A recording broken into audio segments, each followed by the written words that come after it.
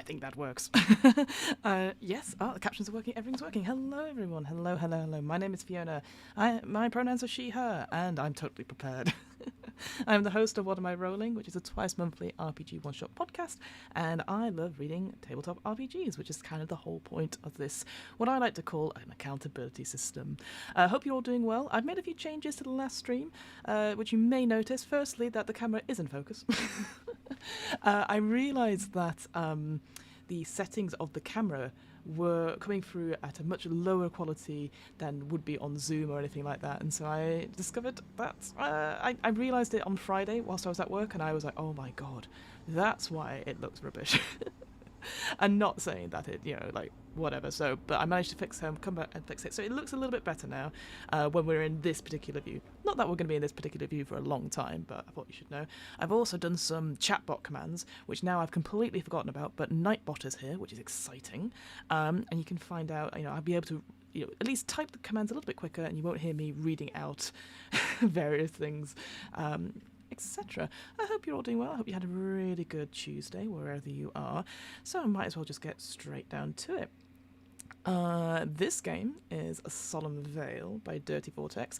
I don't know anything about it. My history of the brief interaction I've had with this particular game is that I was going to be in a game, in a stream for it, and then the GM had other things going on, and then so that kind of fell apart, and that was about a year ago. But I was really interested in what the system was and how what we could do with it and stuff, because it seems very straightforward, and I absolutely love folk horror. If you've followed any of my work since I started doing podcasting, you know that my big deal is like horror, and I think folk horror is a really interesting one because it's not about necessarily like the superstitions or anything like that. It's about the people involved in them and sort of a little village. So if you are someone who loves stuff like Midsummer is an example, the film, that is, not the festival.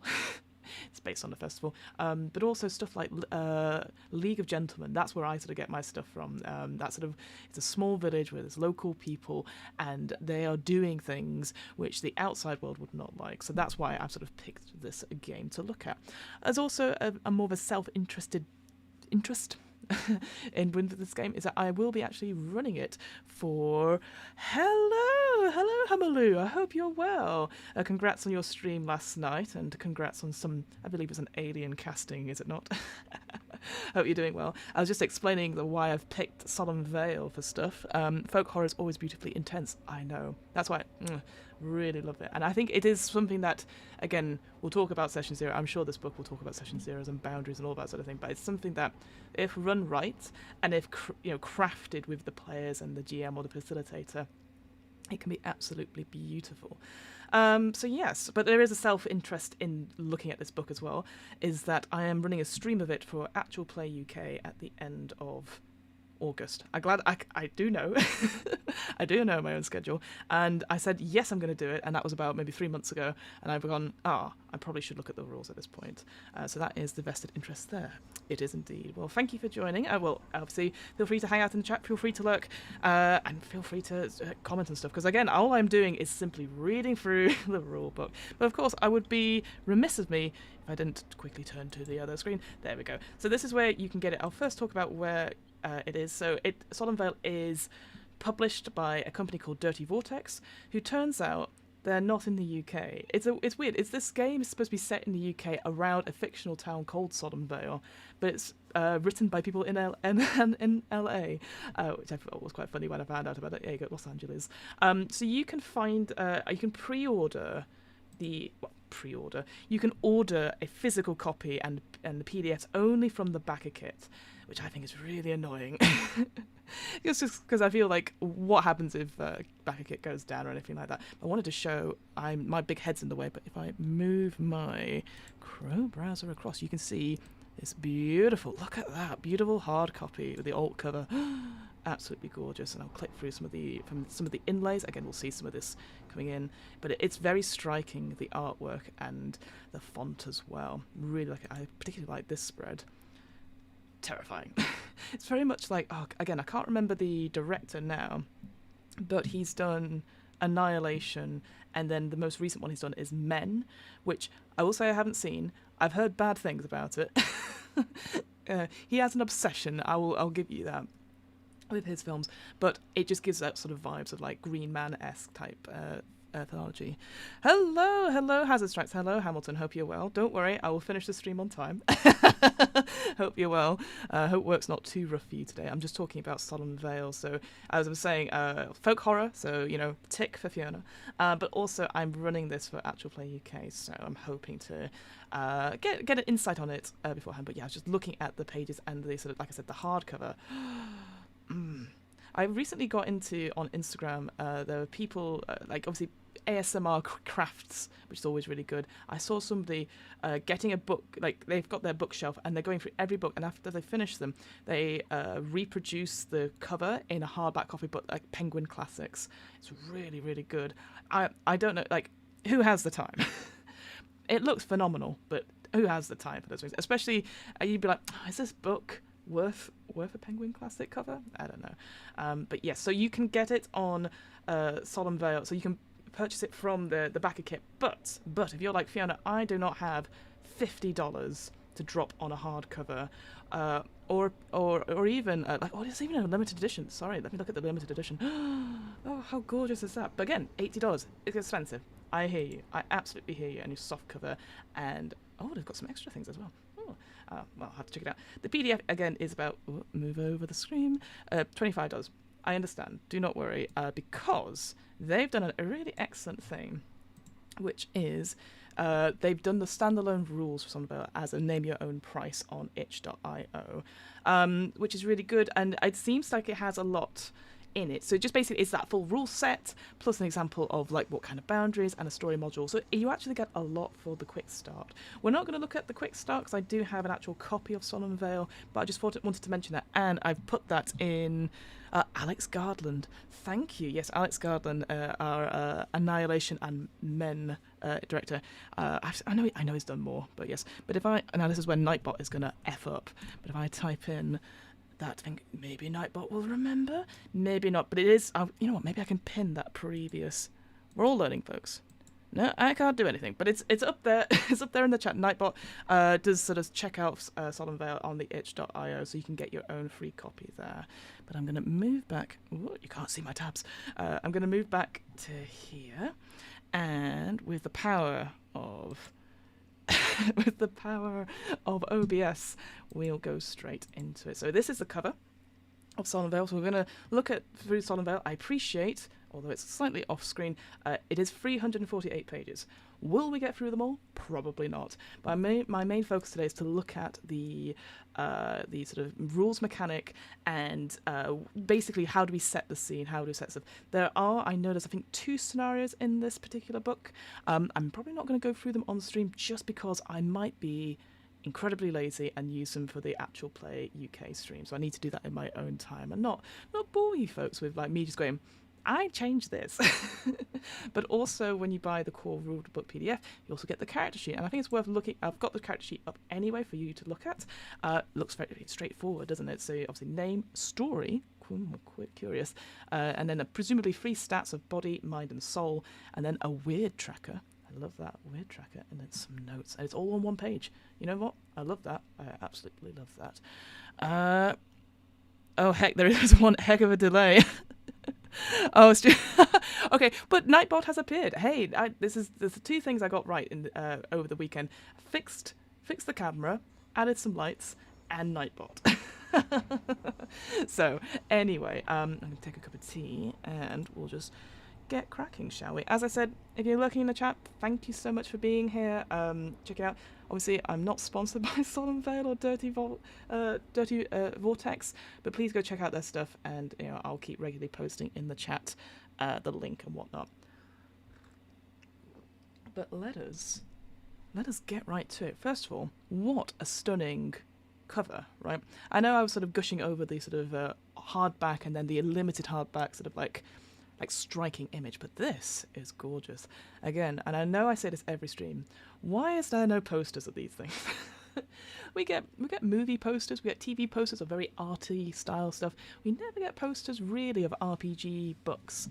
I think publishers are missing out on that, to be honest with you. But maybe they have rights issues with the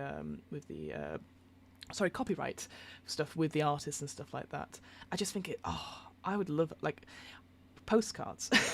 I want RPG postcards that I could put along my wall and like be like, oh, tick, tick, I've played this game, I've run this game, etc. Maybe, I don't know, if you have the postcard, have a QR code to download the free rules. Just thinking. Love the cover too. Yeah, exactly.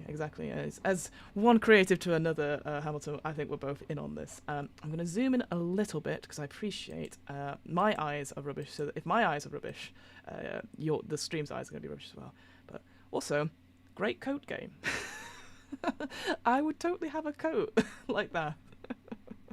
Probably I do have a coat like that. So there you go, Solemn Vale. What I say is, well, we sort of saw it in that sort of preview images. There's some cracking, I call them faceplates. I don't know if that's what they're called, but there's cracking chapter of like striking images on that front, and this is no exception. Very dramatic. So yes, Mark Kelly is the person in charge of Dirty Vortex. I believe they've done other things as well and other RPG design stuff. But just to say how, but it turns out, I again did not know this, did the artwork as well. Very interesting, along with obviously some guest artists as well. You know, actually, speaking of credits, I know we're always going like, oh, it's great to have people credited and stuff like that. I've noticed I bought a physical copy of Rivers of London by Chaosium, which is obviously I could call a Cthulhu hack or setting based on the Rivers of London by Ben Arovich. In the back of that book, and I'm sure it's the same in the PDF, but I didn't get that far in the PDF, I'll be honest, is credits, but every single person who wrote on it or did something for it, they have their picture and they have their bio next to them. And I think that's cracking. I actually think that's so much better that, you know, I mean, sure, if you're thinking about page count or not, that's maybe not the same thing. But that was like, oh God, here are the people. We actually see their faces. And some of them didn't have images, but they'd have something else, you know, like a logo or something like that. And a little bio about them.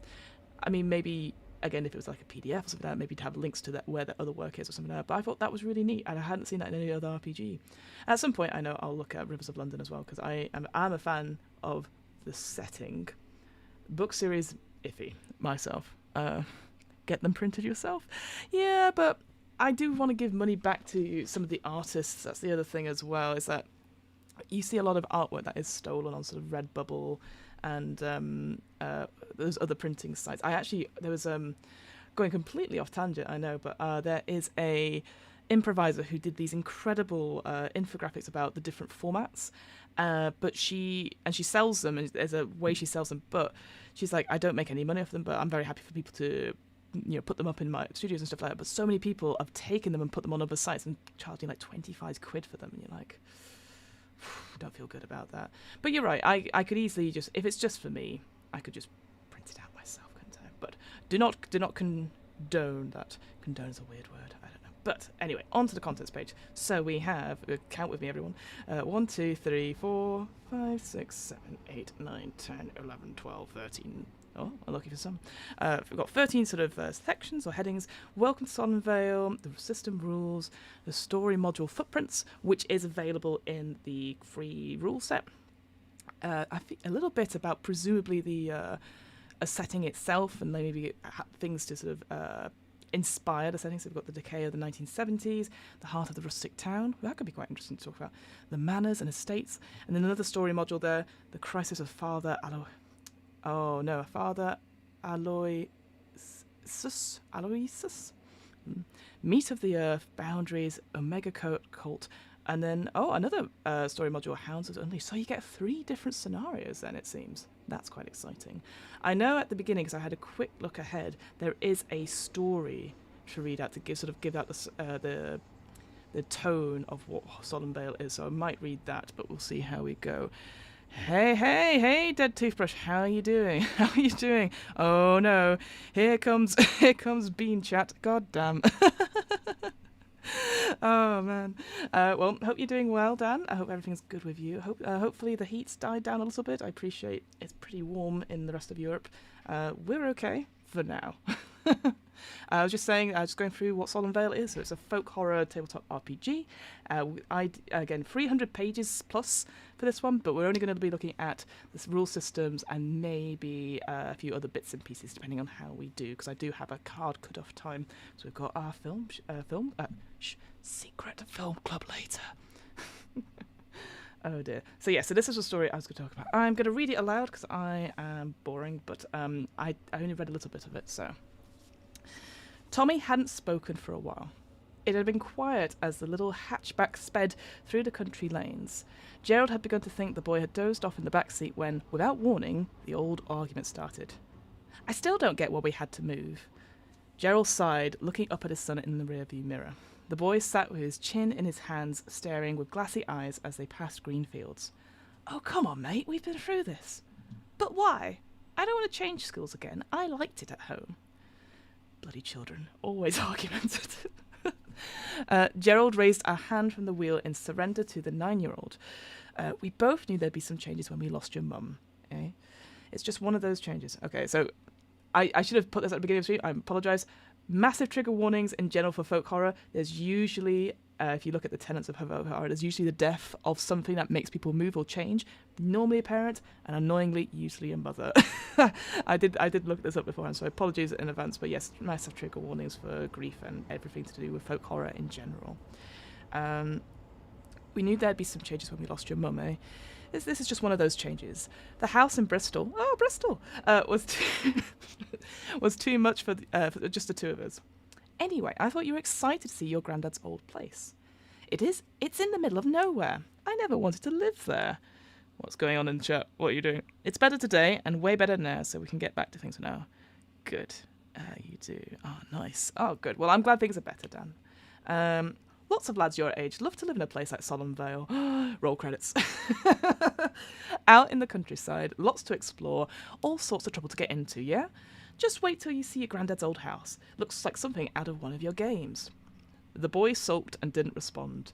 Gerald fought for words, keeping his eyes on the twisting road ahead. Your mum spent time there in the summers when she was your age, you know? She used to love talking about it. You'll love the coast much better than the old docks back at home. You know there used to be pirates down in Solemn Vale back in the day? Tommy looked up. Real pirates? Gerald smiled to himself. That's right. There are all these coves down by the beaches that used to be full of pirate ships. They say there's all sorts of treasure down there, under the water still. You never know, eh? And remember all Grandma's old war stories? All happened right there in Solemn Vale. Years ago, didn't it? All sorts happened there. Just you wait and see. Why didn't Grandad ever come and see us? Come and see us in Bristol? Tommy asked, leaning forward in his seat. Gerald shrugged. Well, you know what your Gran said he was like, don't you? Always a bit on the quiet side, like your mum too, I suppose. He didn't really like leaving. He didn't like leaving his home, really. That's just. That's how much he must have liked it there. Must be lovely. Red flag. I mean, I don't like visiting people, but it's me. Tommy continued to peer out of the window. They'd been driving through fields for ages, but now there was some trees out there too. A thick green forest not too far away. Tommy thought it looked creepy in there. In the flashes of light through the trees, Tommy glimpsed a great shape. There one moment, and then gone. Tommy didn't answer. Gerald glanced back and he saw that he was still peering out of the window. Gerald hoped it was a good sign. Occasionally the boy took his time to accept change. He needed to adapt all this on his own terms. Are there bears in the forest, Dad? Gerald smirked. In the West Country? I don't think we've got any bears, son, but you do remember the story your mum used to tell you about the funny lights in the woods. Right, no. All right, first of all, red flag. Second of all, who tells stories of that to their small child? The Will of the Wisp. Yeah, that's right. Well, your mum was right here in Solemn Vale exploring the woods when it happened. You never know what you'll find out there. Will o' the Wisps are bad. We know this. Really bad. They lure like adventurers to their deaths. Gerald could see the church spire through the trees in the distance. Not far now. I can tell you, I think you're going to really like it here, mate. Dad, stop! Tommy's scream cut through the car, and Gerald caught a flash of his son's arm waving frantically in the rearview mirror. He stamped on the brakes, and the little red car lurched aside, swerving almost into the nearby field hedgerows before coming to a stop. Gerald could hear Tommy's crying echoed as he caught his breath and checked himself over. He looked back to see Tommy safe and whole in the back seat. Yes, Dan, you need to visit Bristol sometime. See if old Hamilton can get you into all the cool places. Spoilers, all the places in Bristol are cool. Bloody hell, mate, you can't do that to me. I nearly had a heart. There's a girl, Dad. There's a girl back in the field, Tommy interjected breathlessly. Oh, sorry, I should do that breathlessly, but I'm not going to. You what? The child jabbed insistently with a finger out the window. Gerald looked and was close to scolding his son where he saw. Between the hedges and the vibrant green grass, a glimpse of pale flesh lying coiled on the ground amongst the flowers. Stay in the car, Gerald said as he opened the door. Dad, the child began. I said stay in the car, Tommy. There was an old picnic blanket in the car from the trip to Plymouth a few months before. Gerald wrapped the girl in it after using the edge of it to wipe the blood from the corners of her mouth. Well, this took a turn.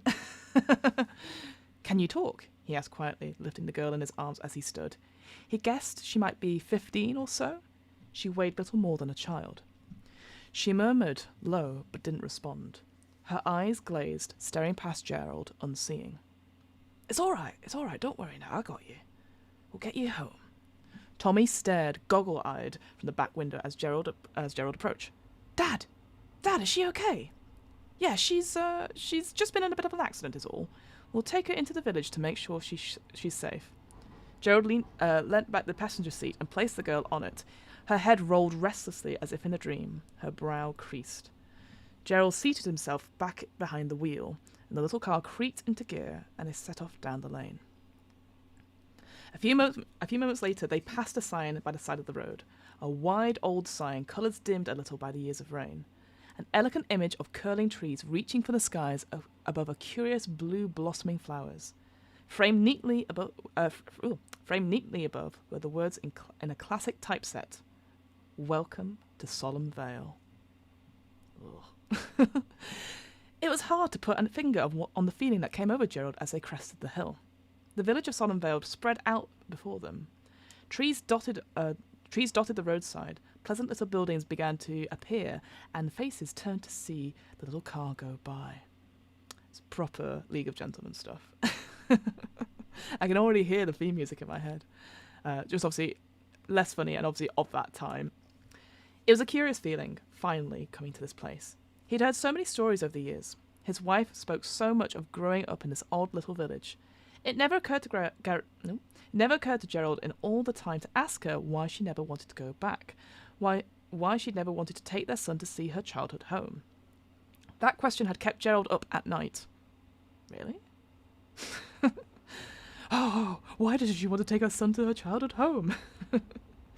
Even when her father, in the early days of his ill health, had first started the calls offering them the house, she never wanted to go back to Solemn Vale. Gerald wasn't sure of what he'd expected exactly from the faded photographs through his wife's past, but it wasn't this. They passed quiet shops, rusty bicycles, and a milkman out on his morning rounds. There were smiles and waves. A bent old man stood at the street corner, shaking his donation jar and praising the unseasonably fine weather in a ringing voice. The names of the trees lit vague memories of old stories. Gerald knew that down one of them lay the beginning of his and Tommy's new life. He looked back over his shoulder briefly to find his son looking at the girl in the passenger seat. I think she's awake, Dad, Tommy said. Gerald looked to find the girl peering at him, her eyes still vacant but her gaze a little more focused. Oh, 2 S's there on focus. You okay, love? Gerald asked, smiling reassuringly. The girl opened her mouth to speak. Gerald could barely hear the whisper over the tinny engine, the tinny engine rattle. Trip to Plymouth, red flag. Nobody goes to Plymouth. I got out. I need to, she started. Gerald reached to place a hand on her brow. It's okay, don't you worry. We'll get you somewhere safe. We're taking you into town. Everything is going to be fine. The girl's eyes darted to the window, and with a grasping hand she fought to bring herself up to look out. No, I don't want to go back. Don't. She fell back against the seat, beads of sweat on her brow.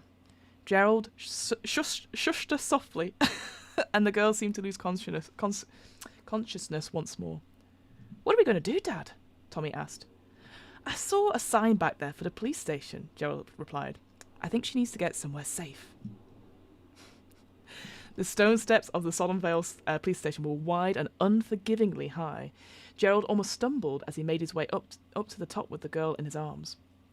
He entered the building, and the light of day dimmed to an unpleasant neon glare. The girl in his arms cried out suddenly, her hands grabbing at the stone around the entrance, clawing for purchase. Immediately, 2 constables were up and striding over to Gerald, both looking concerned. What the hell's this? The younger constable asked. We found her on her way in, just by the roadside, Gerald said.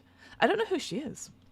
The second constable, an older man, leaned forward, examining Gerald and the girl in turn with rheumy eyes.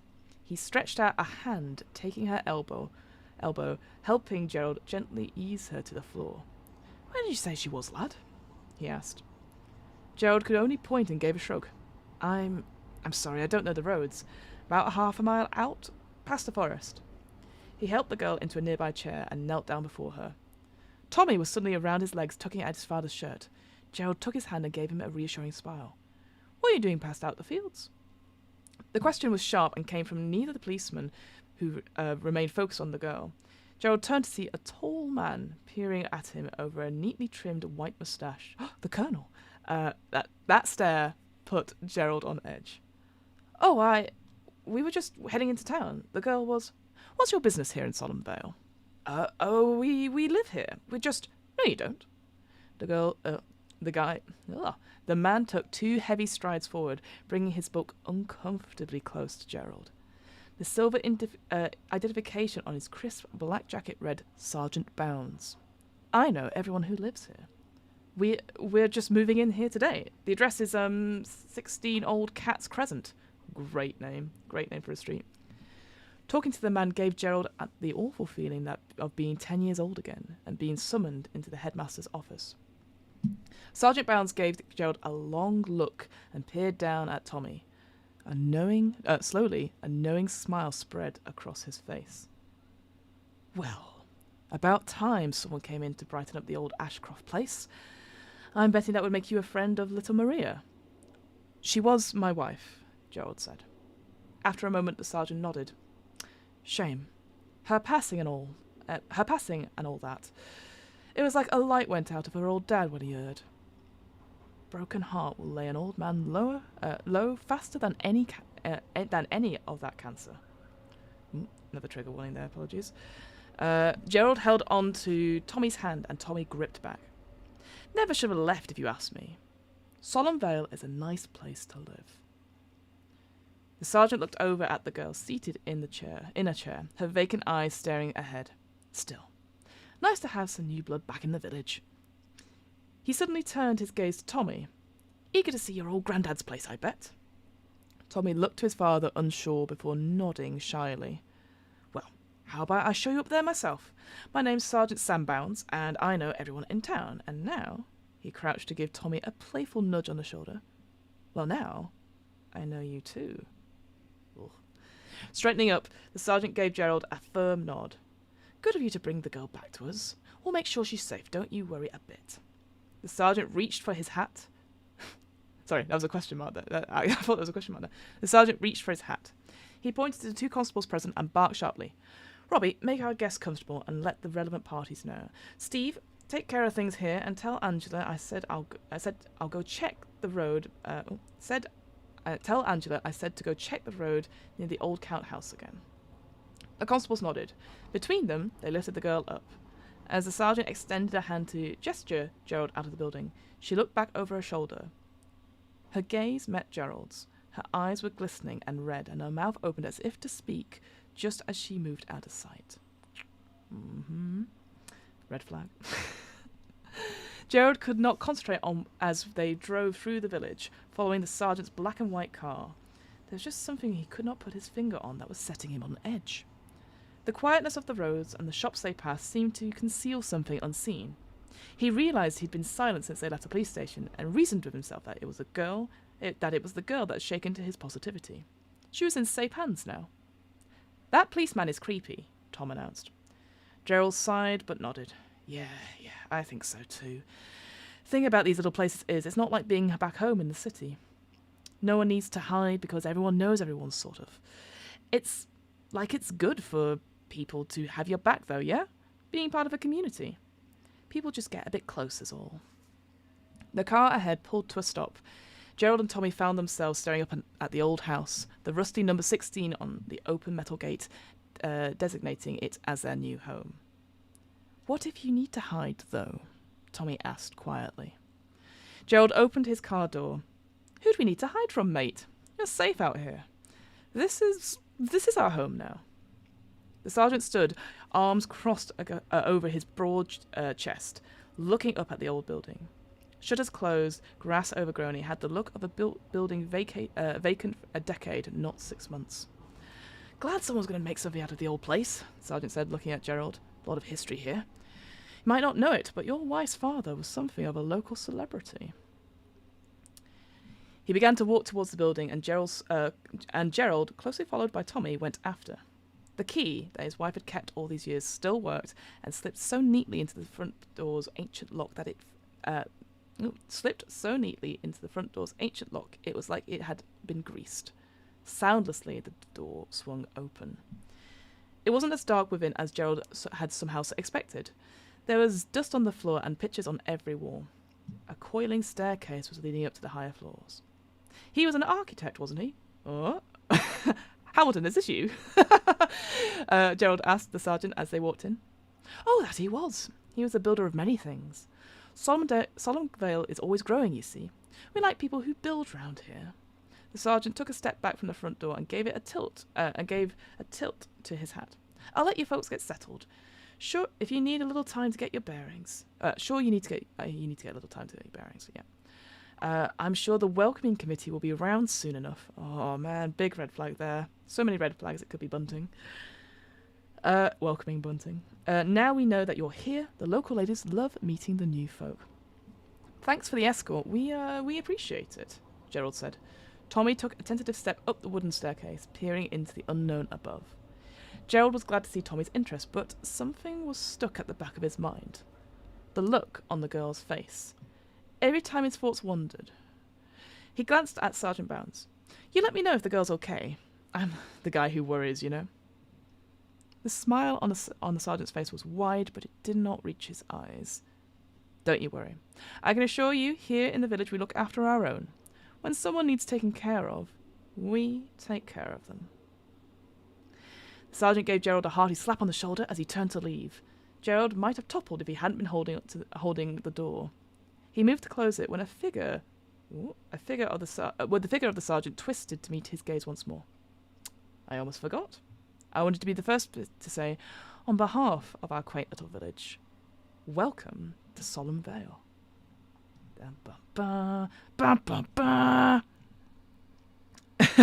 Heck, it's a proper story hour, isn't it? I love it. Yes, well, this is the thing. So a lot of these games that I've read in the past don't necessarily have a quick story like that to open what or set the scene of what Solemn Vale is. Because this is the thing. Solemn Vale is about this village, this sort of quaint village that you could put anywhere, but it is supposedly written based on a couple of villages. I think in Norfolk, I think it's supposed to be on. But yeah, that's the vibe we're getting, this sort of unsettling uneasiness about this place, with welcoming committees, with unknown reasons why people are trying to escape, very prisoner-like as well, I guess. On that front, but look at that. Oh, beautiful. Beautiful. So what is folk horror? You know the warnings. Every town has a place best ignored. Crumbling cottages with skeletons in the walls, a briar-choked cemetery, a circle of scarred trees deep in the woods, the places on the periphery where dark deeds linger. Every town has a beast to avoid. You know what? I'm going to make it a little bit bigger. There we go. The wolf with a baby's cry. Nope. I'm out. The ragged man with yellow eyes. The rotting horse dragging victims into the ocean. The monsters who attack when you stray from the path. Every town has a superstition to be obeyed. A path walked in groups of 3, a skull paraded in the winter months, a summer sacrifice made of straw, the rites that keep the darkness at bay. Folklore is a body of traditions and stories created and shared within a community. These stories create a communal memory which endures as unverified truth, traded in secret around the playgrounds, taverns, and flickering campfires of the modern world. Like a memory, they can change, adding and losing characters, twisting to fit into new places. Hiding from the light of day, these stories spread like fungus, attaching themselves to dead memories to create something imitating life. Folk horror is what arises when these stories and traditions become enmeshed with the greatest fears of the primitive mind. Over time, local custom and pagan symbolism reveal itself as a mask for forces ancient and cruel. The warnings are subtle at first. Congregations walking through cobbled streets and singing in harmony. Yeah, no thanks. They gather in the woods by candlelight, cutting away the branches with curved, glinting knives. They form a circle around a standing stone, pitted with moss, stained black and brown. They look to you, the stranger in the circle, and the singing stops. Harvest demands offerings of blood, children howl at burning effigies, and the horned hunters of the forest become monsters when they step into the light. These forces, as old as the earth, are a rot in the heart of the community. The idyllic facade of rural bliss masks dark and sinister agendas. Oh, that's such a great line. The idyllic facade of rural bliss masks dark and sinister agendas. This secrecy begets fear of the unknown. Paranoia condemns newcomers as something other, and mobs of good and local people form to bay for the blood of outsiders. So, what is Solemn Vale? Solemn Vale is a 1970s farming town in the southwest of England. Yes, sorry, I was like, I'm doing my minority map. There we go. Isolated from the world by a jagged coastline and dense woodland, scarred by mining works. The close-knit community gives rise to small-town familiarity and small-town pleasantries, where the newest visitors and smallest infractions can become sources of gossip and scandal overnight. It is a land steeped in history where forgotten sects pray to pagan gods in the dark corners of Thatcher's Britain. It's a narratively driven storytelling game which explores an abhorrent world of folk horror and the supernatural. Each game is a communal storytelling experience with 2 or more players taking on the roles of characters who have become ensnared in a tale of mystery and survival, visitors and inquisitive residents whose eyes have been opened to a festering evil. Guided by the narrator, so that will be the GM, that's the title we've got for the GM, this one, nice. Each story will deliver a small glimpse into a grim underbelly of the Vale and festering maleficence. That's not how you say it. No, not going to say it again. I've done it now.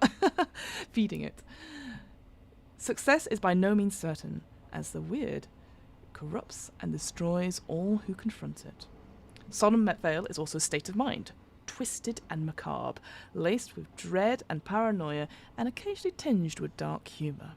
It is the darkness in the cave, the shopkeeper's stern glare, the lone voice urging you forward when every sight, every sound, and shiver of your spine tells you to turn back. You know the warnings. Oh, I love that as you know the warnings at the sort of bookends for each one of those. That's really cool. Okay, so storytelling narrative game. We love those. Very collaborative. 2 or more players. So you could so you need at least 2 players, presumably including a facilitator as well, or a narrator. So let's see what we've got. Well, that is terrifying. Let's look at this. So that's cool. So underneath underneath it, you've got like a list of films there. I can see Wicker Man, Other influential movies. So these are the movies that I've been... see if I can read into it. So we've got Unholy Trinity, Witchfinder General, The Blood on Satan's Claw. I've not seen that film. It's always the one that people talk about when you talk about folk horror is Blood on Satan's Claw. Wicker Man, obviously. And then other influential films, we've got... Is that Panda's Fen? Whistle and I'll Come to You. Oh, man, that is the more recent remake of that, because obviously that says 1968 there for the film. There's a recent remake of that with John Hurt, who's obviously now passed. Oh, that was horrible. Did not like that. Too scary. Very, very scary. But really cool, really well filmed, that one. Tales from the Crypt, The Shout, Made in Britain, The Kill List, A Field in England, which is a cracking film, by the way, and of course The Witch. Would recommend that as well. That's a really good one. So yeah, so if you want to get more of those vibes, that's where you can get inspiration from those films. Terrifying. Move on. All right. Great. So we come into the second chapter, which is the Weird Abacus. The Weird Abacus underpins the stories told in Solemn Vale's nexus of the weird and the horrible. This game system serves as the bones upon which Solemn Vale's flesh is draped. That is a horrible image. But I love it. It facilitates the narrative of your own journey through the seething cauldron of both occult and entirely human nastiness that lies just beneath the town's placid, bucolic veneer. Whoa. But also, it's true, that's what I was saying at the beginning, that it is really about the humanity, as well as all the sort of supernatural, there's something horrible out there. It's about the people. And that's what I love about horror, really, is that, okay, you've got a serial killer, or you've got a monster, you've got things you can't explain, aliens, the void, the dark beyond, stuff that you can't explain. But really, it is the juiciness of it I love, is what other people do in reaction to that, and and could they embody such evil, right? And how did they justify it? I found it really interesting, but I know, again, as I always say, it's not for everyone. The Weird Abacus uses attribute pools, dice, and a simple bidding mechanic to support the flow of the fiction as each story unfolds. Ooh, bidding. Ooh. Ooh, yeah, that sounds good. As the characters become more embroiled in the blood, fear, and witchcraft of Solemn Vale, they risk being caught in the threads of the weird itself, the force of destiny and fate. When faced with these threats and challenges, you can draw upon the weird to tilt the odds in your character's favour, but beware. The consequences of doing so will linger, risking outcomes both fair and foul. Okay, dice ball. I assume it's going to be d6s, but we'll find out. Okay, so what do you need? What do you need, folks? What do I need when I'm going to run this through? So you need one or more players. Tick. Who will take on the role of a particular character in the story. A narrator who will be the stage manager for the story. Oh, I like that. A stage manager. Taking on the role of Solemn Vale's denizens. A number of d6 dice. So yes, d6 dice is what we will need. Ooh. Players will roll the dice as their story progresses, either attempting to overcome specific challenges or find out how the weird affects them. Different colours of dice can help distinguish between those used for attributes, for influence or challenge dice rolls, or so it's for attributes or for the weird pool. So the attributes one's for influencing and challenge dice rolls. Okay, so that's the sort of main mechanic, and then a weird pool one. A particular character will probably not need a particular character will probably not need to roll more than 10 dice for an influence or a weird check at once, even in the later stages of the game. However, each player having their own dice will make things more convenient. Okay, so you need at least 10 d6. That's good to know. Pencil and paper, another means of recording your traits. Yeah, beads and tokens are also useful for keeping track of attributes, pools, and the weird, but you can also use dice or simply write down the totals. And then anything else needed for a particular story. Some tales of Solemn Vale might require the use of a playing card as part of their scene rules, for example. Ooh, how exciting. Whilst a regular Solemn Vale story has a narrator at the helm, you can always play without a narrator. The game proceeds through a series of scenes, with weird rules helping shape the direction of the fiction as you go. Not every tale will be suitable for this purely player-driven role approach to narrative. They require buy-ins from all of those involved. Without the narrator, the actions of the Solemn Vale denizens are entirely down to the choices of the players and the whims of the weird dice. Okay, cool. So we could have a GM-less one. So if I wanted to run the stream and go, actually, I want to just play, and make it a more collaborative one, I could do that. I'm probably not going to do that because that's a bit unfair on the other 3 players I've got in there. Oh, 4 players, sorry, and be like, all right, now you make game. You play story now. What do I play this? Solemn Vale is intended to run as single stories, with the players generating their characters specifically for that tale. The stories might play out over the course of a single sit-down session, or could run across several sessions. The game is aimed at specific focused arcs rather than supporting a longer chronicle or campaign. I wonder if that means because the players will die. The characters will die. The players will still be alive at the end, hopefully. But the characters will probably die, right? We've got some terminology. You don't need to learn these all, but they're helpful to clarify as you read through the rules and encounter references to sections you have not read yet. So the abacus is the name of the playing area. It's a tabletop or the board you're rolling dice on or shuffling beads around. Abilities. Each character has 3 abilities: body, mind, and soul, which we've seen on the character sheet. Okay. And you assign a numerical value from 3 to 9 on each of these during character creation, which dictates the relevant ability pool and the size of the influence rolls with that ability. Cool. All right. Challenge. A scene in Solemn Vale consists of one or more challenges, specific obstacles or dangers, which their characters will attempt to overcome through challenge rolls, or in rare cases, weird rolls. Character. We probably get what characters are. I like the use of denizen, though, as a different word for NPC. I think I said it on the last streams. I do find NPC, like, there was a big discussion about, like, I don't call them NPCs, non-playable characters, because technically they are playable characters by the DM. And I was like, but I do like denizens. It's a sort of a catch-all sort of thing of, like, here are characters that aren't being played by the players, but they are special kinds of characters that are being controlled by a special type of player, which is the DM or the GM or the facilitator or the narrator in this case. The denizens of this sounds quite good. So this includes dangerous monsters, the townsfolk, other outsiders caught in the town's weird, and anyone else unfortunate enough to appear in one of these stories. Oh, that's great. I like that a lot. The narrator may control the actions of some denizens, but the players also have a hand in their behaviour when it comes to narrating the outcome of challenges the characters have overcome. Okay. Faucet. A character has... Oh, excuse me, just crossing my legs. A character has 2 faucets assigned to each ability. A faucet is a descriptive tag that adds more depth to a character's ability or behaviour. It feels very similar to the story tags that we talked about on City of Mist.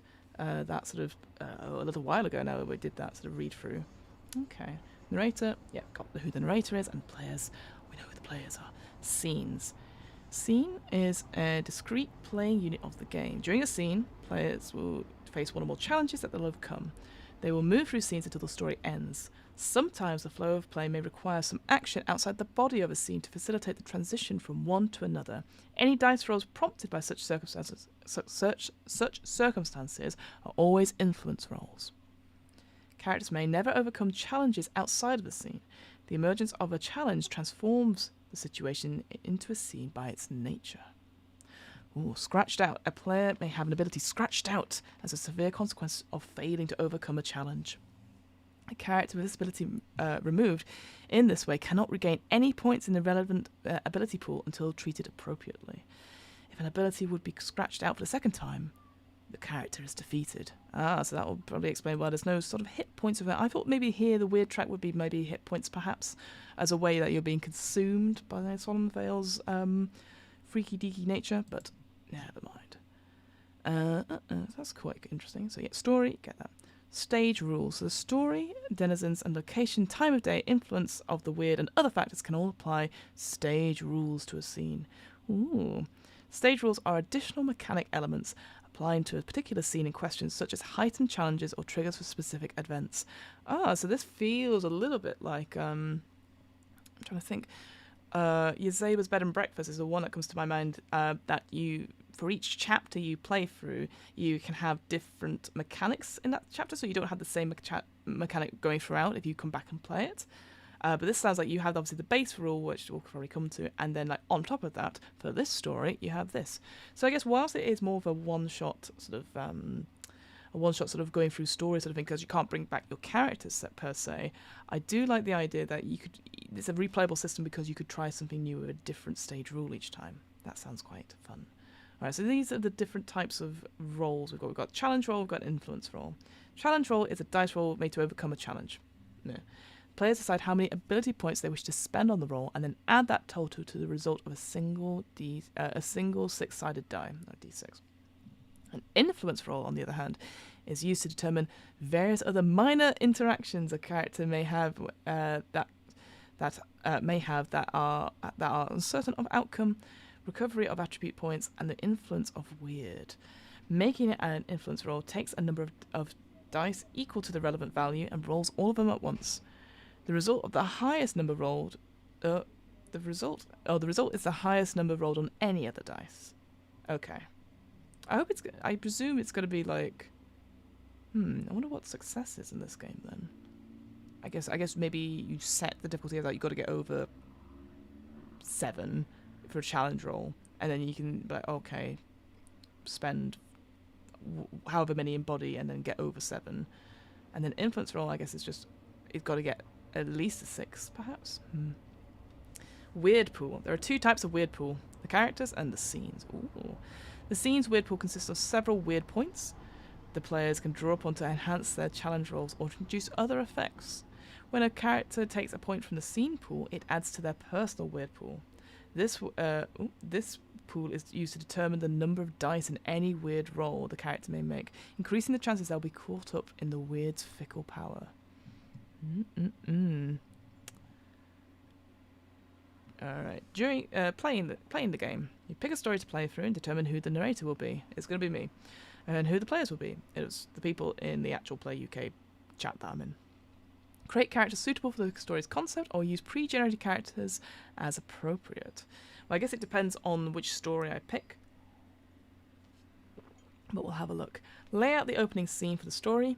Move from one scene to another as each concludes, bearing the consequences of success or failure as the story plays out. Conclude the story and discover the outcome. Would say I put in the boundaries chat. Maybe put it in here. Or maybe it's gonna say you should do it yourself. Oh, that was terrifying. I didn't scroll down. I'm so sorry. That was horrible. That was very horrible. We'll move past that bit. Whew, terrifying. Picking a story. Each story in Solemn Vale indicates key locations, denizens, and agendas involved in a particular game at hand. A story may provide a set of specific scenes to play through, or could offer a more free-form approach as to how it unfolds within the community of Solemn Vale. Stories come with suggested character concepts or origins that best match the narrative at work. Oh, that's quite good. That is not like a full fleshed-out character sheet. It's just that. It's probably with that. Well, she says story element up here. That's where the summary probably would go. Each story also has a set of overarching stage rules affecting it. The distinct mechanical elements that may reoccur across several scenes play a key role in how the game unfolds, or otherwise are core to its concept or theme. These rules set the stage, so to speak. They combine with any stage rules for locations, denizens, and other effects at work, creating challenges in each scene. In the appendix, you can find a wide range of stage rules to play. Here are some examples. Oh, very cool. Okay, so these are ones that are overarching, so these will affect the whole storyline regardless of the scene. But it sounds like, depending on where they go, that the location, if they go to a different location, there may be certain rules there. If it's a particular scene, say at the summer fair or something like that, there'll probably be specific ones to that scene as well. So here's some examples. So we've got Bloody. Whenever a character suffers a loss of ability points due to failing against a threat challenge, an additional character also suffers the same. Oh. Close the shutters. The characters can't even attempt a pressure challenge without first taking a point from the scene's weird pool. Oh, I like that. That's sort of like you have to invite the weird in.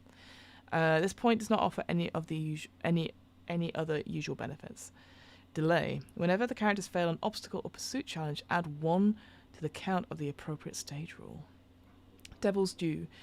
A cult of demon worshippers conduct black sacraments in the woods. Once 3 6s are rolled, in total have been rolled on weird rolls throughout the game, the ritual is complete, and a twisted fiend is summoned. Meanwhile, in the forest. That's cool. Oh, I love that. That's really cool. Firearm. If the characters fail to overcome this challenge, the character with the lowest weird has their body scratched out in addition to any other consequences. Only one of us is getting out. A character can only escape the situation if every other character has suffered at least one ability being scratched out. Oh shit. Oh, I can see that word. I see it. I don't know how to pronounce it. A prowling barguest? Bargess? The night hound is prowling the town, looking for a prey. The first time anyone rolls a 6 on a weird roll, the night hound immediately appears in the scene if it was not already present or dealt with. It targets the character who has the highest number of 6s on the weird roll. Wow. Rolling fog. The mists are creeping in off the moors. Mist represents a foreboding challenge that rises by 1 point in each scene.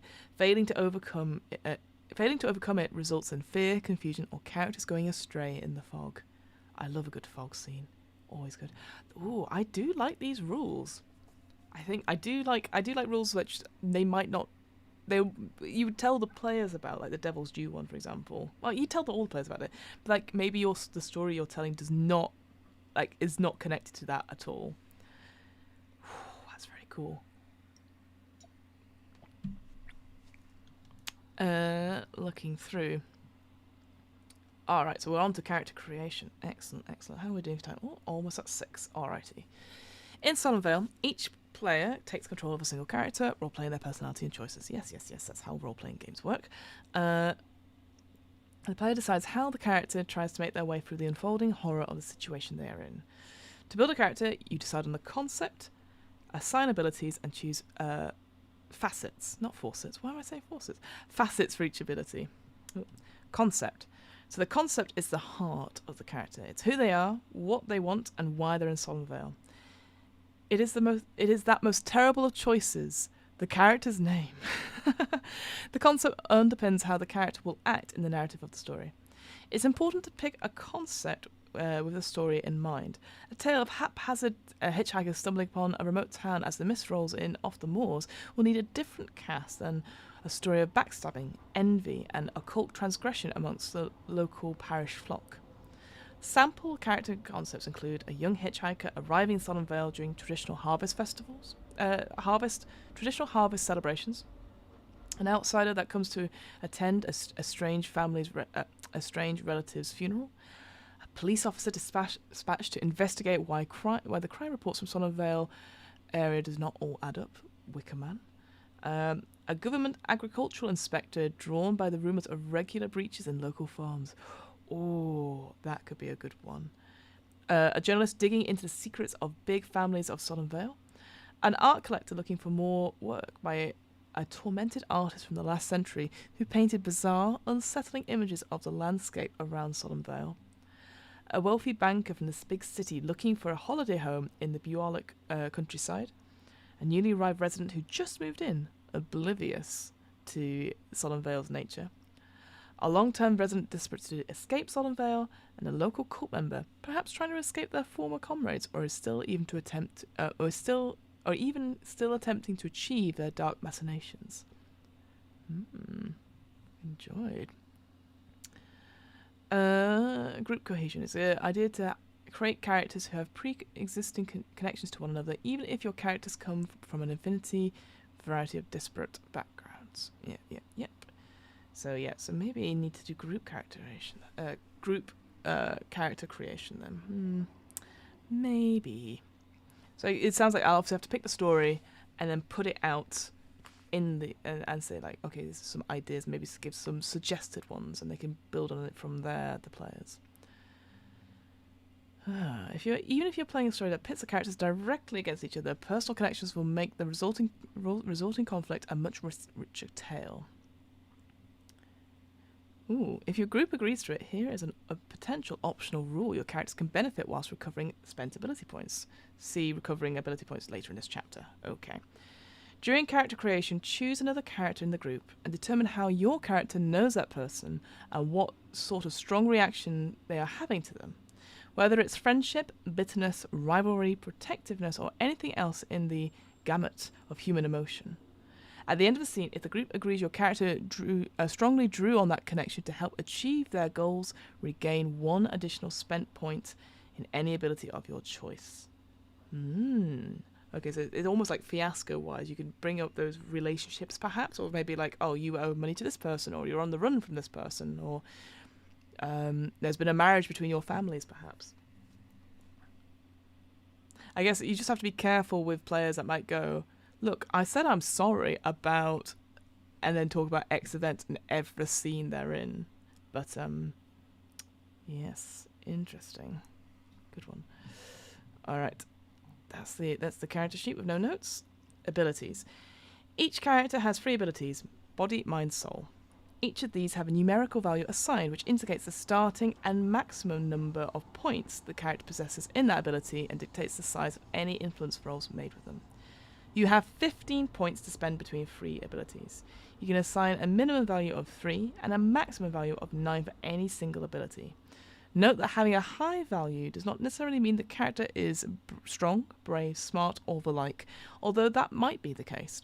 Rather, a high value means that, narratively speaking, the character possesses a great deal of capacity for overcoming challenges of that kind, even if in non-traditional ways. Ooh.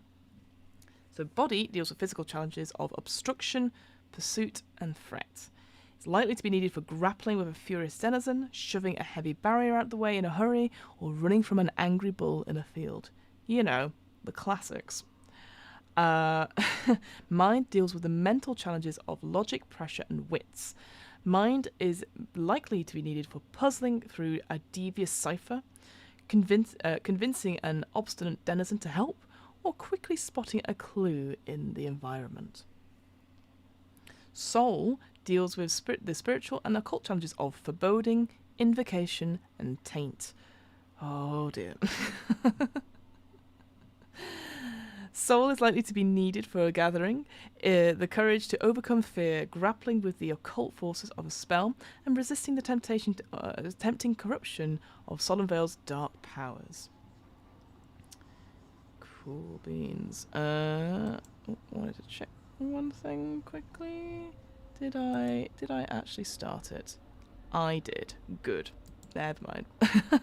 Sorry, Fiona talking to herself there. When you note down your character's ability scores, keep a pace with them next to where you can record the current number of points. At the beginning of the game, you have ability points equal to their score, but as the story progresses, they will expend and regain ability points to overcome challenges. Yes, so that makes sense. So, yes. Guessing that these boxes actually indicate means scratched out. So you would put, say, 9 here and then indicate... Say if your body was 9, you put the 9 at the top and maybe something, and then you'd indicate from here going like 7, 6, 5, 4, 3, 2, 1. But the boxes, I assume, would be the scratching out thing, because there's 2 of them.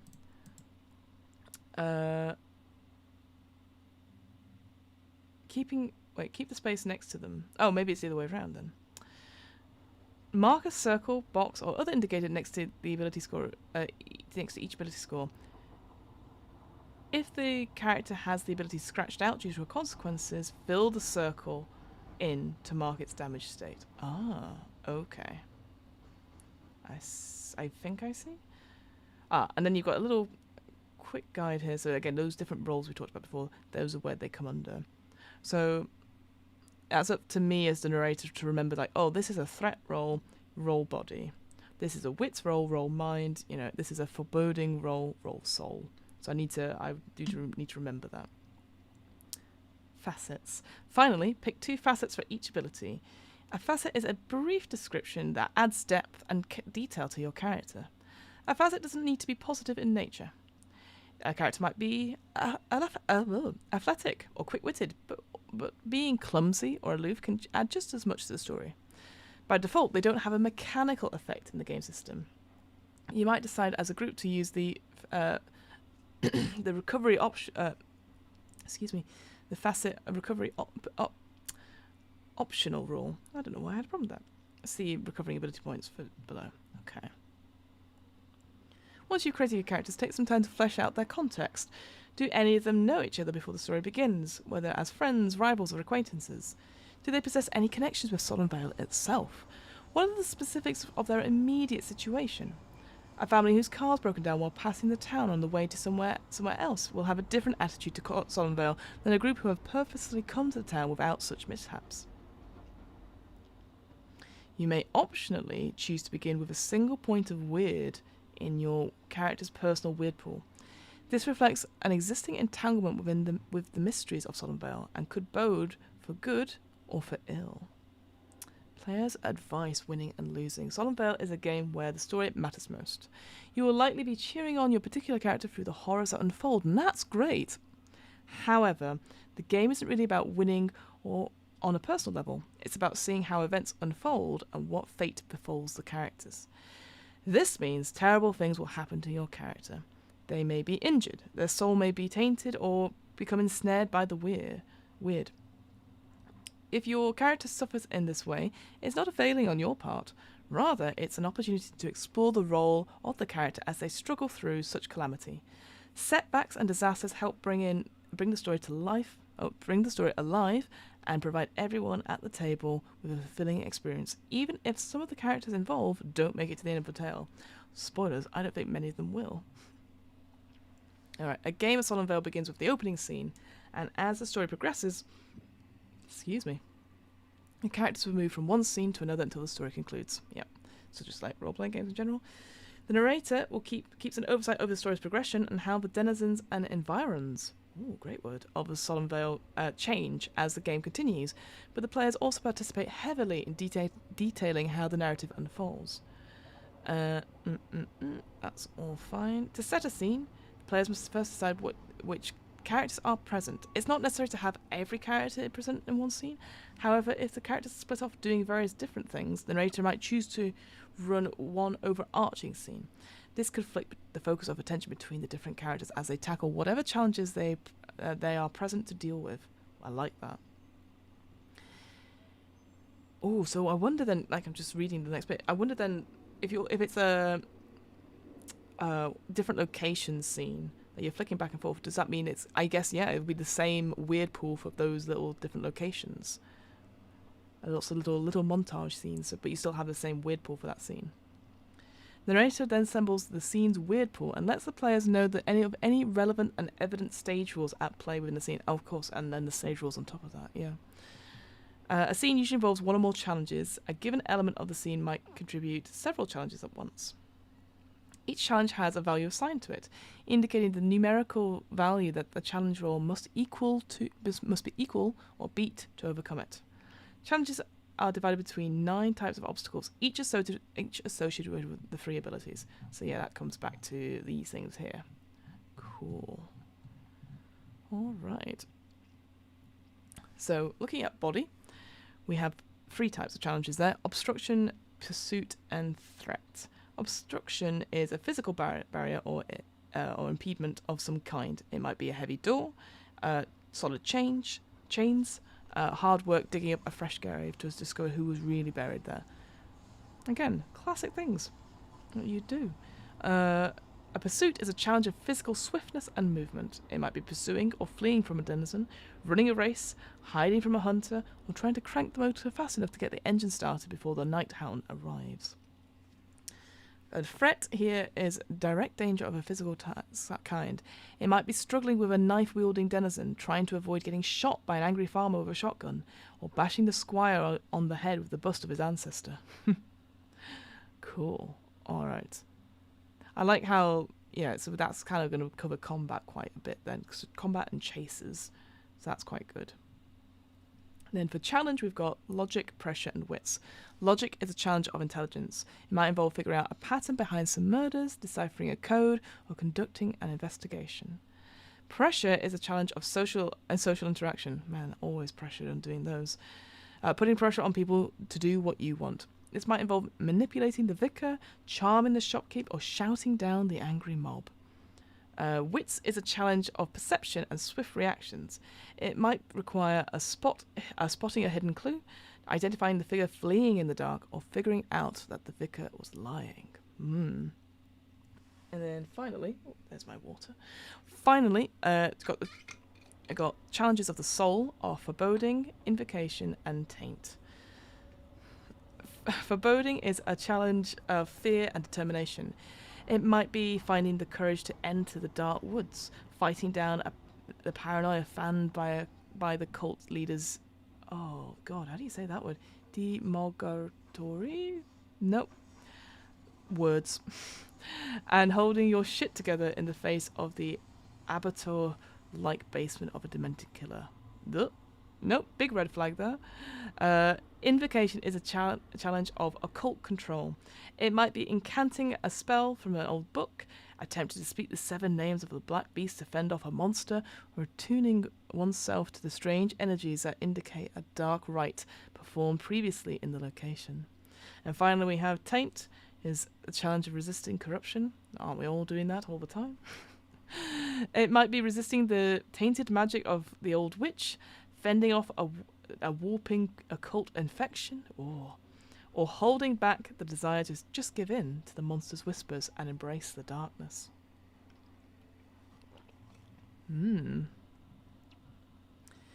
As events in the scene within the scene unfold, the narrator will place down various challenges on the abacus, so on the tabletop, and indicate their value as well as any immediate relevant stage rules associated with them. A scene might begin with no evident challenges and could involve tackling several challenges at once or requiring the characters to overcome several challenges in turn. So this is interesting because then if it's encouraging you to tell the players, I need you to roll this and it is this, like actually giving the difficulty, it's very different to sort of D&D where sometimes, well, again, I'm trying not to do this as much anymore. I'm trying just to tell the players, it's a DC 14 saving throw, etc. I like encouraging people to be more open with their GMing because it's so less pressure from you. Like, it's less pressure from you to fudge is the answer. So like, they didn't make the saving throw by 1. Just let them have it. You know, that sort of thing. That sometimes happens. It doesn't always happen. But I know the temptation is there. Here's an example they're giving about how it might play out. So let's read it through. Imagine that the characters seek to confront the old witch in the dark forest. It's nighttime, but the characters are desperate to stop the old witch soon, so they press on regardless of the gloom. To find the courage to even enter the midnight woods, the narrator tells the players that their characters must overcome the challenge of the dark woods foreboding rating. This has its value increased due to the time of day. Having managed to find the bravery between them, the characters face down the old witch whose terrifying aura and dark sorcery imposes challenges on foreboding and taint. Upon attempting to escape the twisting paths of the dark forest, a weird roll catches several of the characters within a thorny maze, requiring them to overcome challenges of obstruction, threat, or logic to bypass those tearing thorns. Ooh. Here's some examples of cards. They've got, the PDF also come with extra staging cards, but I didn't look at them. I thought they may be like placeholders perhaps, but this is interesting. So presumably then for my game, I'll probably have to either use some of the cards if I'm using one of these preset adventures or make my own up. So we've got the name of the characters or the locations, what kind of challenge rolls I'll have to do, a nice little flavoursome thing there. And then I assume these are rules. So for the old witch we have here, in addition to any other consequences, failing to overcome the witch's taint challenge will always scratch out one character's soul. Oh shit. And then Dark Forest. The value of all taint challenges rises by 1. So this is a consequence of if you fail, or is it just in general? I'm sure it's about to tell us. Solemn Vale provides various pre-made denizens and dangers within your challenge with challenge ratings for the narrator to use. However, you might want to create your own story or need to create new challenges off the cuff as the narrative goes in directions that the story has not predicted. Classic RPGs. When this happens, what values should be used for the new challenges? So a challenge with a rating of 2 to 3 is relatively trivial. Without spending any meaningful effort, the character can overcome it, or a character will overcome it more often than not.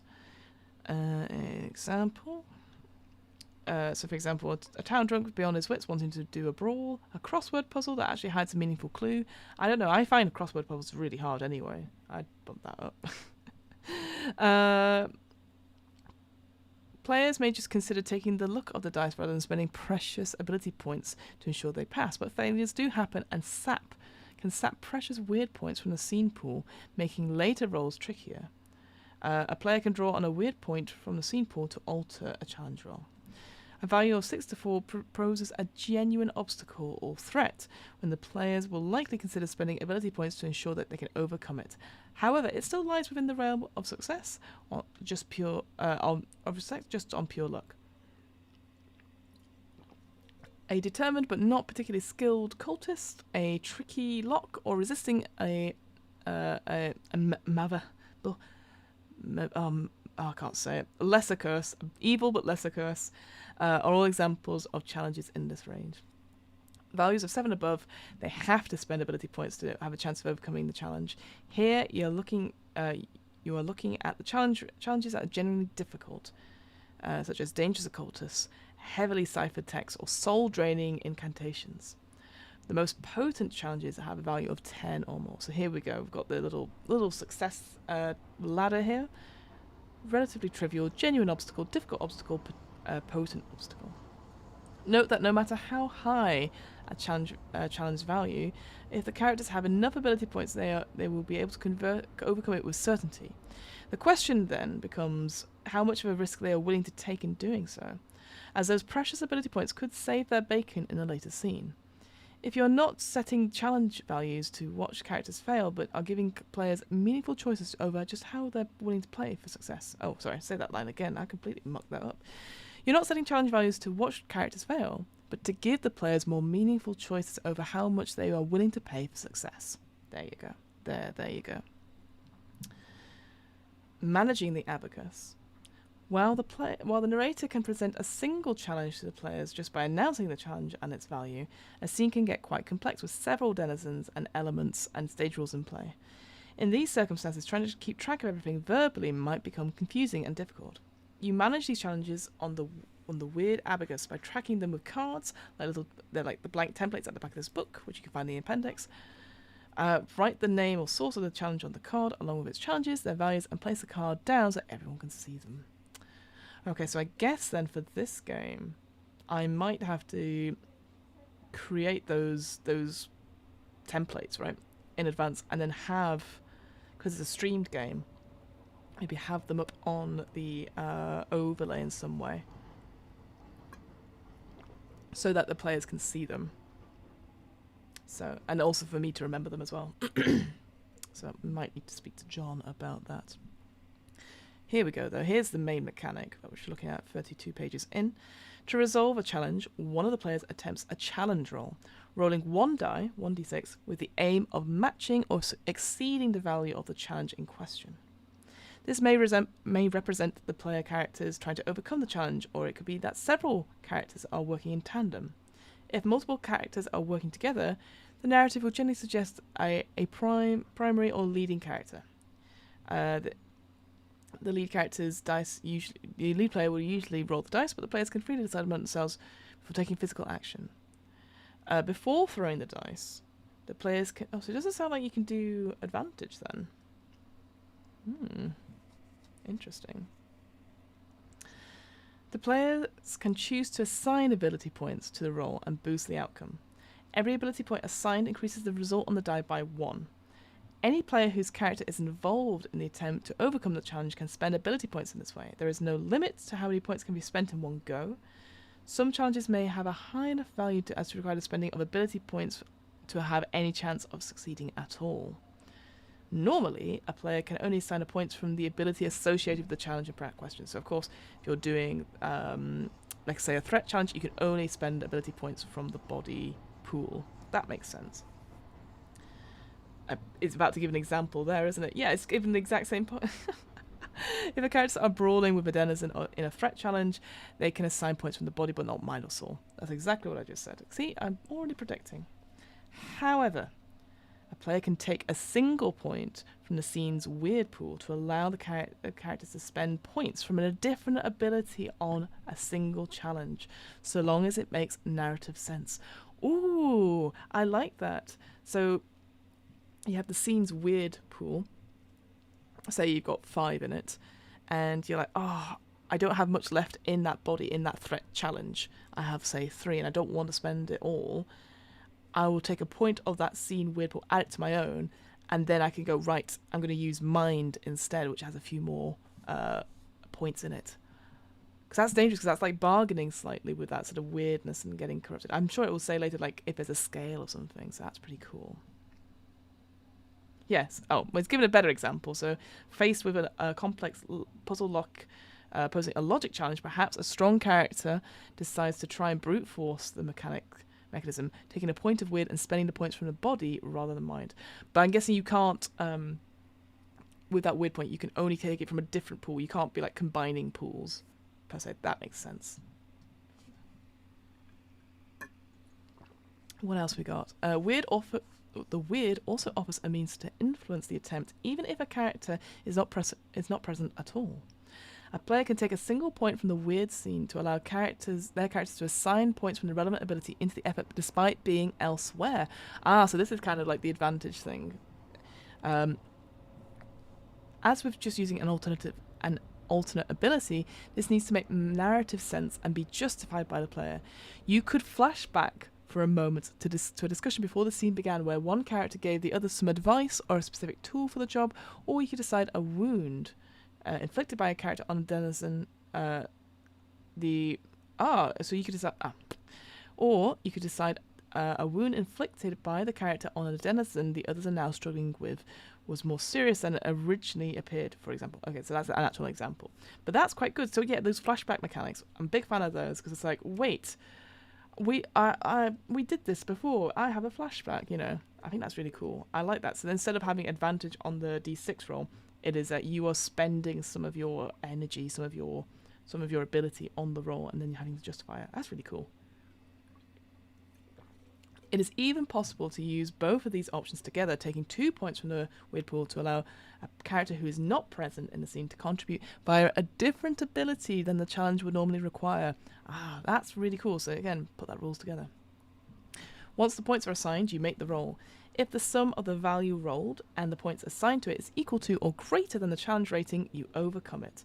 Players can then the players can then narrate how their characters overcome the challenging question, with details added or adjustments made by the narrator as appropriate. That's really good. I like this. This is a really cool, simple system. I think we just have to have it clear. I'm gonna have to write up a little a script at the beginning to explain it. I love this idea of pools. Because sometimes we forget about those pools to help people get another success, etc. But this one, I like it because it's not just it's a limited resource, but you also give something in return, which I quite like. It's other pool stuff. I know we have luck points and stuff, or story points. There's in Pugmire, the one I always remember in Pugmire and Monarchies of Mao, which is a D&D 5e setting, but you play dogs in Pugmire, dog adventurers, and then in Monarchies of Mao you play cat adventurers, and they have a similar sort of system where you get points that build up like a communal pool of points, but the difference between the two systems I quite like is that in Pugmire as dogs you need that extra whatever it is points for the mechanic. You have to ask the other dogs at the table if that is okay and have a communal agreement on it. However, in Monarchies of Mao, cats can just take it without asking. It's a really cool system. I ran a game for it on where my partner was in it and he played a cat and he had a great time because everyone else was dogs, which is really fun. Sorry, that was also very terrifying. Terrifying images in this one. But again, spooky. Sorry, I keep going back and forth to it. If the roll fails, you have a second chance to overcome the challenge by drawing on the power of the weird. For every point that any involved character takes from the scene's weird pool, add 1 to the result on the die after it's already been rolled. Ooh. Wait, so I'll read that again. If the roll fails, you have a second chance to overcome the challenge by drawing on the power of the weird. Okay. For every point of weird that any involved character takes from the scene's weird pool, add a +1 on the die after it's already been rolled. So I'm guessing that is the involved character. If they've already taken it, if the character's already taken it to choose a different ability, does that add to it as well? I'm sure it will say in a second. If the roll fails and the players chose not to draw on the weird, or if a little too weird remains in the scene's pool, the challenge has not been overcome. Ooh. The narrator deals with details the consequence of failing the challenge. Any ability points spent on the challenge roll are lost. Yeah, whether the roll is successful or not. It is possible to regain expended points later. You will need to keep track of your character's current and maximum ability points as the game progresses. Depending on the scene, the stage rules, and the narrator's decision, the players may face complications as to how they approach challenges. Some may be sequential, where one challenge must be overcome before another must be tackled. With some examples there. Powerful denizens or fiendish puzzles with several challenging types may need each complication to be overcome before they are resolved or defeated, or it may be enough to handle just one or two. Escaping the Nighthound via its pursuit rating keeps the character safe from having to tangle with the threat challenge of its vicious teeth. Challenges may have other triggers that affect its success or failure outside of the characters making a challenge roll to overcome them. So that will be the I again. So that will be here, I'm guessing. So these are these sort of consequences which happen, I guess. All right, ready for the I? There we go. Hello. For example, if the characters have not defused the old unexploded ordnance before a weird roll comes up with a 6, it could come up in fire and smoke and cause a character's body to be scratched out, regardless of how the rest of the scene challenges are going. Let's get some advice. So when adding a challenge into a scene, you're presenting the players with an obstacle that they must attempt to overcome, narrating the consequences thereof. A challenge represents the entirety of that particular obstacle. The weird abacus isn't trying to simulate a round-by-round, blow-by-blow conflict. Okay, that's good to know. Fighting an angry resident with a knife might be a threat challenge to deal with it in its entirety. The players won't be rolling to dodge or beat them down several times in the scene, so yeah, it's just a one and done. The particulars of the fight come out in the descriptions and the roleplay, rather than through the specific actions being given mechanical heft within the system. Yeah, so it's a one and done roll. Cool. Consequences. Failing a challenge can unleash consequences on the characters. So can failing to tackle a challenge at all. Ooh. The flow of the narrative and guidance of the narrator will suggest when and how a particular challenge should inflict consequences. Failing consequences can take several forms. So, narratively speaking, if they failed in an attempt to achieve something that with a purely narrative, failed in an attempt to achieve something with a purely narrative outcome. So they've not been, so they don't get. They just can't go down that sort of storyline anymore, I guess. They have effects on how the story unfolds in the narrative sense. That makes sense. Whereas the other sort of way could be damage. So failing here would inflict certain damage on the characters, imposing penalty in the form of ability points that must be spent with the value defined by the story or the narrator's decision. The character is injured, convinced of a falsehood that is true, or terrified to their core. If several characters would be affected, the players may decide between them how they split up the cost amongst their characters. If a character runs out of points in a particular ability due to paying for damage, that ability becomes scratched out. Trauma. In severe circumstances, failure may skip damage entirely and go straight into scratching out a character's ability. This reflects terrible assailants, powerful magic, or catastrophic events. Weird. Failing a challenge might expose the character to vagaries of the weird. The challenge could raise or lower the current personal weird pool of all the characters or trigger a weird roll. Okay, so almost like triggering a panic roll on an alien. Okay. Stage rules. Particular stage rules may interact with consequences. For example, if a character's failed to stop a bloody-handed murderer from killing again, her kill count might go up by 1, and wherever the result of a weird roll is equal to or less than her kill count, another denizen is injured, killed, or turned away from the characters. Brutal. A failed challenge might inflict several kinds of consequences at once. Crashing a car could well inflict a narrative consequence of a car being wrecked, a substantial amount of body damage, and a weird roll to see whether the characters attract the attention of the mundane authorities or altogether weirder antagonists. If a character would suffer a consequence that scratches out an ability that they've already scratched out, that character has been defeated. They're dead or permanently maimed. Don't like that. They've removed from play, let's say. They are convinced the cult is right, or so completely flummoxed by the mystery they can't be convinced that from their false conclusions. They are a gibbering wreck, or they have fallen completely to the corrupting taint. Indeed.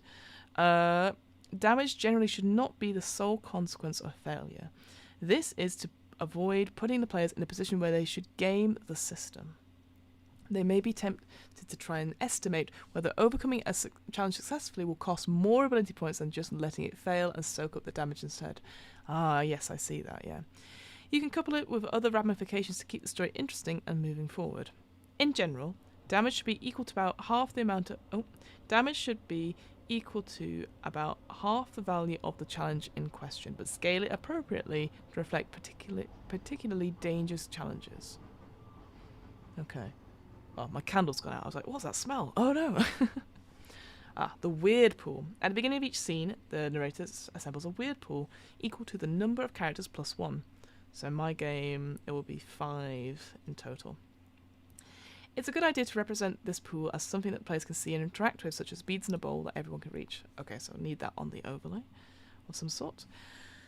A player can draw a weird point from the pool scene and add it to the character's personal pool to do any of the following. Taking that pool, so add 1 to the result of a challenge roll after the die has been rolled. Yep. Allowing the character to spend points from a different ability than normal on a single die challenge roll. So then that indicates to me that you can't use that same point for the one adding 1 after it, after the challenge roll has been done. Okay. Another one you can do is allow the character to spend points on a challenge that they are not present for the scene of. Note that a character does not get to recover expended ability points at the end of the scene. Okay. Invoke a specific stage rule that requires weird point expenditure. Increase or reduce the result of a single weird roll after the die has been rolled. Okay. Introduce a previously encountered allied or friendly denizen into the scene that would not normally have been present. The identity of the specific denizen is down to the agreement of the player and the narrator based on what would make sense given the narrative of the situation. Okay, so introducing friendly or allied, I guess to help distract? At the end of the scene, all remaining weird points in the pool are lost, and it is refreshed when the next scene begins. The character's weird pools remain, however, and will likely rise throughout the game as the players draw on the weird pool further. Between scenes. The action and story in a game of Solemn Vale focuses around the scenes, but sometimes brief interludes or interactions that do not feature meaningful challenges may be necessary. The characters may want to discuss their next move, plan ahead, or perform some minor, unchallenging actions to get more information or figure out where to go next. Characters never face challenges or experience consequences between scenes. If such a situation arises in a narrative where they would face a challenge, it becomes a new scene. The characters cannot access the scene's weird pool between... Yes, it's a little interlude, a little transition, essentially. Sometimes an encounter or event that could be a challenge in some circumstances, but not in others. In one game focusing on paranoia and the interpersonal relationships of townsfolk, the narrator may decide that heading to a pub to sound out rumours is going to pose pressure, wits, or foreboding challenges as the characters try to gather information and sift truth from lies and avoid upsetting the locals. In another game with different themes, the narrator and players may agree that it should be a quick influence roll with mind, glossing over the minutiae of small talk. of small talk, so that they can move on to scenes that they're really excited for. If a need to rise to determine an outcome between scenes, always use an influence roll as detailed below, whether it's an ability roll or a weird roll. Okay. So it was an ability. It was a influence. Was what it was called before, right? The narrator may want to determine which character is affected by a particular twist of the narrative or pose a minor contest which does not warrant a challenge. That's a challenge roll. That's what it was called, but could shape the outcome of the current scene. This is done by influence rolls based on either abilities or weird. When a narrator calls for an influence roll, you assemble as many dice as your character has in a particular value at hand. Right, yes, this is different to the challenge ones, yeah. Roll the dice and note the highest value on any dice as a result. If a tiebreaker between players is with the same result as needed, use the number of times the highest value has come up in the pool. Oh, that's quite cool. So if we rolled like almost opposed checks, and I rolled 3 5s, and they only rolled 1 5, I would win.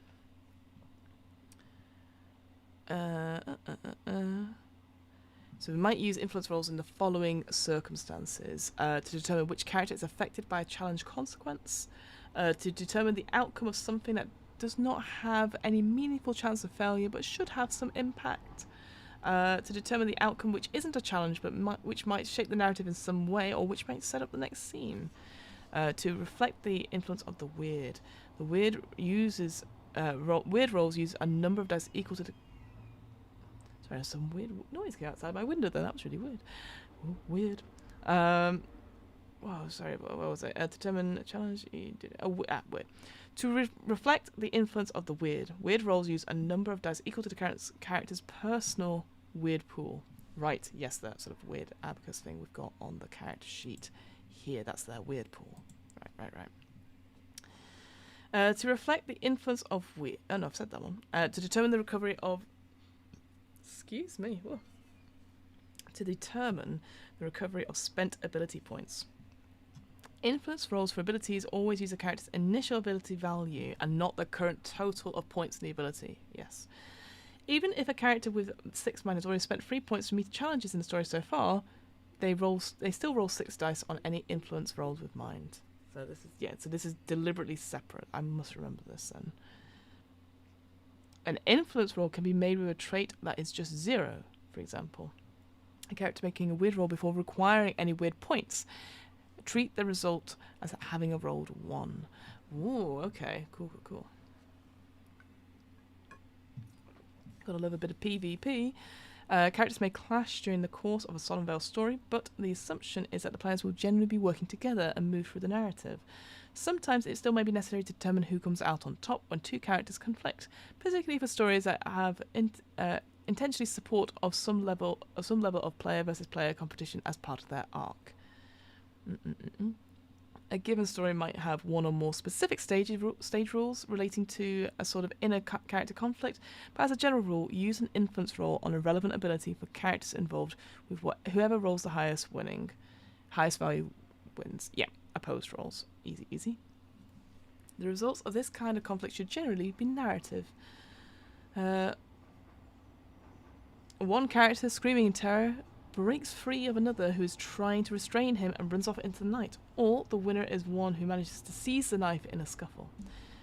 A character may try to deliberately attempt to render a challenge more dangerous by betraying their friends and aiding an enemy, or attempting to slow down their rival investigators by putting more obstacles in the way of their goal, for example.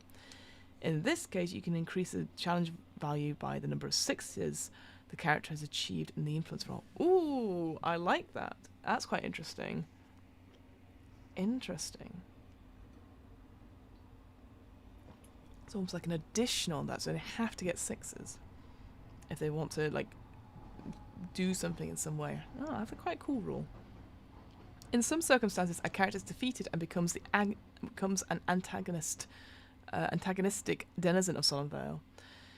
In such circumstances where a former ally is now a bloodthirsty cultist, or is convinced that the others are all mad conspiracy theorists, the narrator can quickly determine the appropriate value of a challenge by simply matching its value to one of the character's former ability scores. Alright, here we go. The recovering ability points. So you can regain ability points over time. At the end of each scene where your character has faced at least one challenge, you pick a single ability and restore one of the character's spent points in that ability. Only one. Oof. Feels very Call of Cthulhu recovery, the way they do that. If a character has an opportunity to properly rest and recuperate, such as a good night's sleep or a longer period of downtime, you may want to make an influence roll in the relevant ability and regain ability point for every 6 on the dice. Ooh. That sounds trickier. I'm the sort of person that never rolls 6s. A character cannot regain points from an ability that has been scratched out. Treating an ability that has been scratched out requires the intervention of specific denizens or a visit to a specific location in Solemn Vale or particular stage rules. Treating scratched out body requires serious medical attention, for example. Defeated characters. If a character would have an ability scratched out when it is already in that state, the character is defeated. They are no longer under the control of a player, although they still may play a part in the story depending on the nature of their defeat. The player rolls the defeated character's weird pool. If the result is a 6, the character will become a significant impediment for the survivors in some way.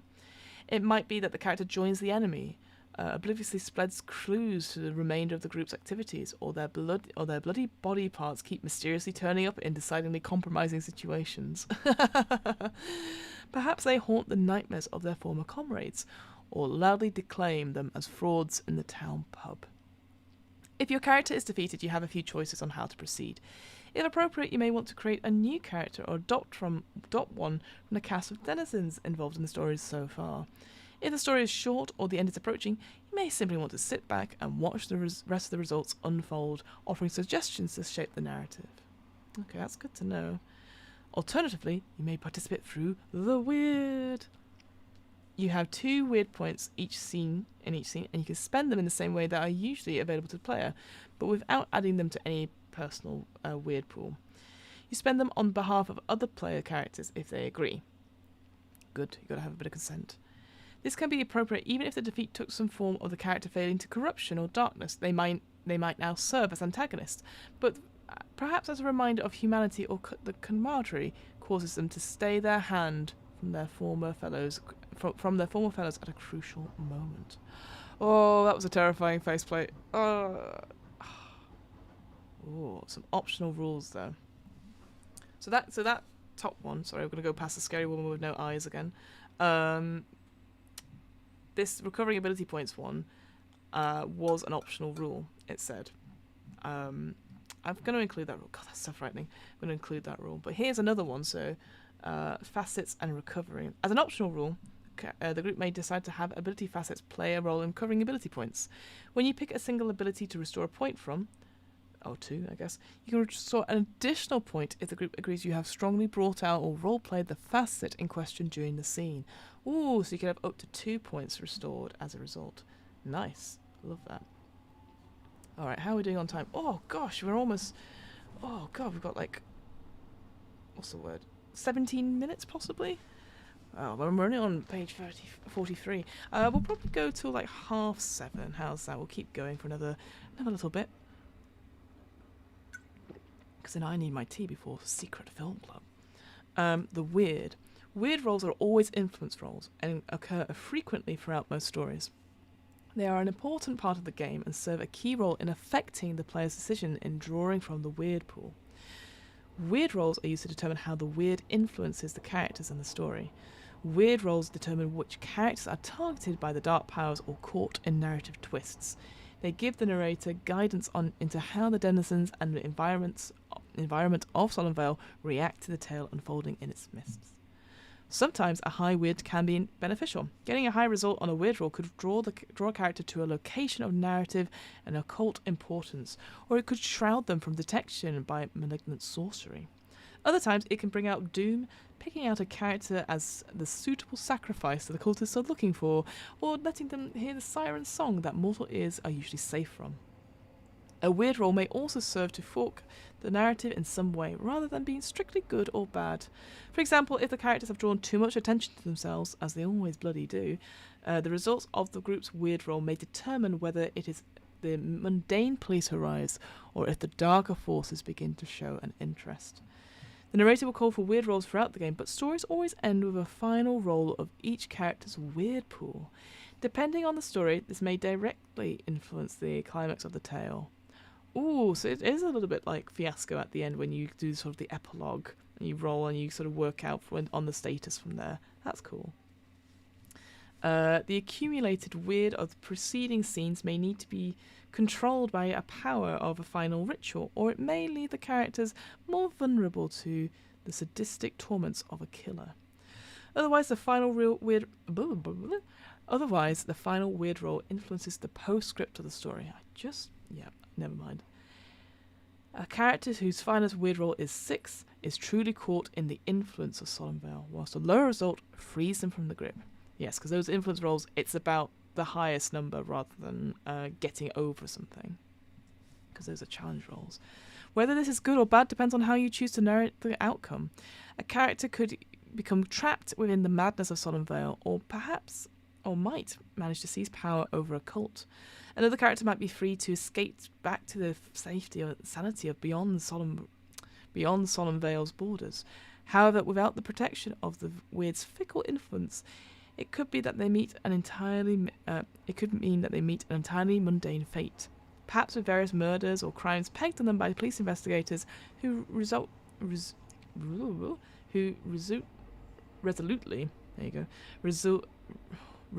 refuse to accept the stories of blood in the woods and teeth in the tilled soil.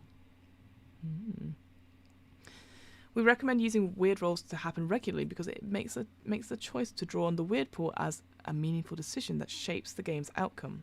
However, when creating your own story or when faced with the twists in the narrative that go outside any existing suggestions in a pre-made story, it might not be immediately evident when you might specifically call for such a roll. Ideally, you want to call for a weird roll once per scene.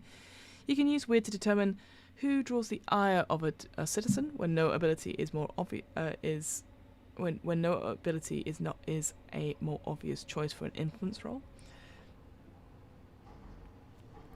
Perhaps to see who suffers the consequences of the occult threat, or to see if a major antagonist has clocked onto the character's actions or the threat they present. You can also use it to inspire your own narrative decisions if an action has slowed down or if you're not sure what to do next. Having the players roll their weird with any results of 6 prompting the emergence of a new threat, an eerie twist to the tale, or a direct personal tie for the character who rolled a 6 coming into play. Drawing on the nature and the connections of the characters themselves might make the strange occult forces of Solemn Vale feel more personal and visceral in their impact. You can use low results to measure mundane influences or those intruding from outside Solemn Vale. If the characters are befuddled and lost in an otherworldly fog, it could be that a friendly denizen stumbles upon them. If anyone's got a result of a 1 or a 2, with characters who have avoided the entanglements of the weird serving as an anchor back to reality for the rest. Finally, weird rolls can be used with a clock or countdown effect. Ooh. Perhaps a horrific enemy is on the trail of the group, so you ask the players to roll weird at the end of each scene and count every 5 or 6 that comes up. After the count has reached 5, the hunter is closing in, if the characters have returned to a location visited in an earlier scene, they will encounter it. After the count has reached 10, the hunter is close on their trail. Every scene that involves an additional pursuit challenge just to stay ahead. And after the count has reached 15, the enemy catches up regardless. So it's a bit like those doom clocks that you have in Shiver RPG, which is another RPG I do want to talk about on this channel. This idea that it's almost like those the doom clock, people will know, like the doomsday clock, that idea of like you counting down how many minutes to midnight, etc. Similar way of that, but just in a point system. I like it. I think that's really good. Weird magic. How are we doing? Just checking. Oh, wards. Alright. We'll find out as we play.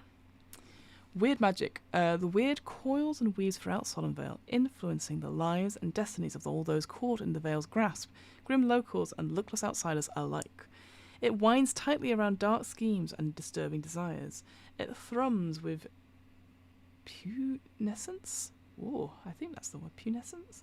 where the wall between the worlds frays and weakens. Though the weird is impossible, though the weird, the impossible becomes achievable.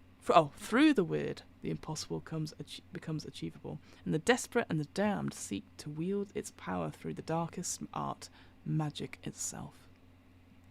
Much of the magical and unnatural the player characters may encounter in Solemn Vale are the preserve of the place's denizens and tales. These are the eldritch efforts and the horrible dooms that are woven into the narrative tapestry of a story. As such, these phenomena manifest in play as challenges and stage rules for characters to struggle with. Solemn Vale does not worry about the mechanical specifics of what game rules a cultist needs to follow to conjure up a ravening monster, instead of focusing on the story and the aesthetics of it. Where the player characters themselves stumble into an opportunity or necessity of using magic, it is normally presented as an invocation challenge. These sort of represent the sort of situation where the unfolding story provides a clear path to seizing the reins of fickle and dangerous sorceries. It is usually with the assumption that the characters are outsiders or otherwise lacking in the occult knowledge to pull this stuff off without assistance or context. This supplement provides an alternative approach. With these rules, the characters gain the ability to draw on or rebuke the weird, to try and shape the story for their own agenda. The magic the characters can perform in ways comes in 4 forms. Oh, so this is what it was talking about before. Okay. Wards, charms, spells, and conjurations. Wards are simple abjurations that hold back the influence of the weird. Charms are simple supplications and strengthen the weird. Spells are more powerful, weaving the weird for special effects, or specific effects even. And conjurations are a special form of spell that calls a denizen to a character. I wonder if this is going to come up too much in the quick start ones, but it's always good to know. Because as soon as you start introducing magic that the players can do, it gets a little too fantasy for my particular liking. But, you know, it is what it is, right? Magic always comes at a cost in body, mind, or soul points. Narratively, this could be an offering of blood, a toll that channeling such powers could take on a would-be warlock, or perhaps an emotional response. An example of the latter could be the gnawing fear that builds inside a character, cowering within a warded house while something scrabbles at the walls. Magic of any form can only ever be used if there is a narrative justification for it, usually via a motif or theme occurring in the story. A hitchhiker with no occult experience cannot suddenly decide to whip up a spell. Yeah. However, there is a local saying that has been repeated a few times: always pay the devil his due with another's blood. This could serve as inspiration for the character to try a ward when his friend has been possessed by something gibbering in ancient tongues. An old book from the manor library filled with ramblings could be some sort of fungus.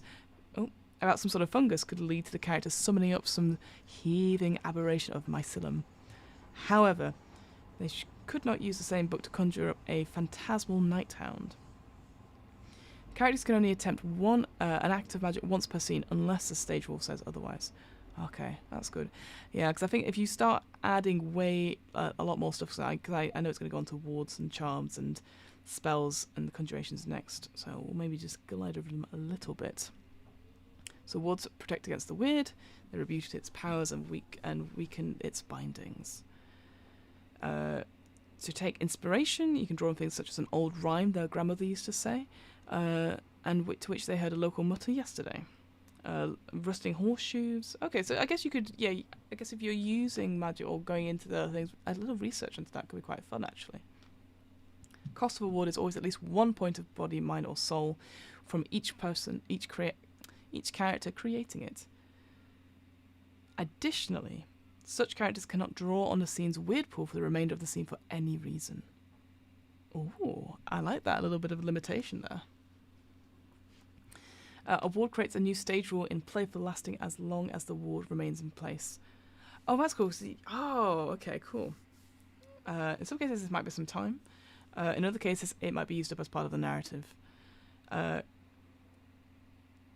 so here we've got some examples that a ward might create. So at the end of a scene, each warded character loses 1 point of weird from their personal weird pool. Yes, because they've been protected from the weird. On a weird roll of the player's choice, a warded character's weird roll is treated all results of 5 or 6 as a 1.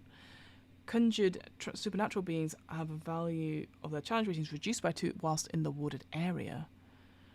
Choose mind, body, or soul. The characters can attempt to heal a character's stretched out ability of a chosen type by succeeding at a threats, wits, or taint challenge with a value of 4 if the ability was scratched out by supernatural means, such as cursed wounds, possessing a possessing spirit, or so forth. Working the ward this way always costs 2 ability points rather than 1. Okay, you can have a lot of fun with that. I quite like that. It's a nice way to sort of change the story a bit. But I guess, again, I just feel like it feels like a very heavy section to add on top of that when, like it said, like, well, how likely does a hitchhiker know magic? But I do like that that narrative flavour of, like, oh, it's a motto that people could do about it.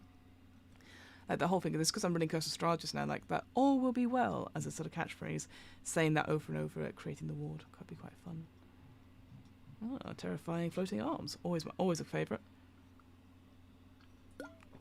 Hello, detective. Hello, how are you doing? Thanks for joining. We're deep into a game called Solemn Vale, which is like a folk horror setting about a fictional town in the southwest of the UK, and basically drawing on sort of that. So we've already done the sort of main game mechanics. We're sort of going through what to do if you're adding magic to a certain scenario. I'm not necessarily a big fan of adding a lot of magic to folk scenarios, but it's trying to do it in a flavoursome way. So you're in the middle of that. But good to see you in the chat. How are you doing? How's everything with you? So going on to charms. So charms invoke the weird, so this magic. They're the simplest forms of magic and sometimes performed unwittingly by their practitioners through traditional rites and ceremonies. They call the weird forth and encourage its choking influence. Some charms are elaborate in performance, a tradition of creating little puppet dolls of your enemies to direct your anger against, well, no thanks, or the old red sacraments at a standing stones. Others are quick and swift, calling out names that are better left unspoken, or smearing a few symbols from the fungus-induced visions in your blood. Another good plate there. As the inspiration to perform a charm, may draw on such things such as strange utterances chanted by the men who are gathered in the basement as you watch from the hiding place. Perhaps you remember verses from an old country song about the turning widowshins 3 times. Oh, I love the word widowshins. That's anti-clockwise, I think. To invoke a bounteous crop. Maybe it's to soak something in their environment, such as feathers. Oh, maybe it is soaked by something, maybe by feathers left by a group of magpies whose numbers match a particular superstition resonance. Ideas could come from something.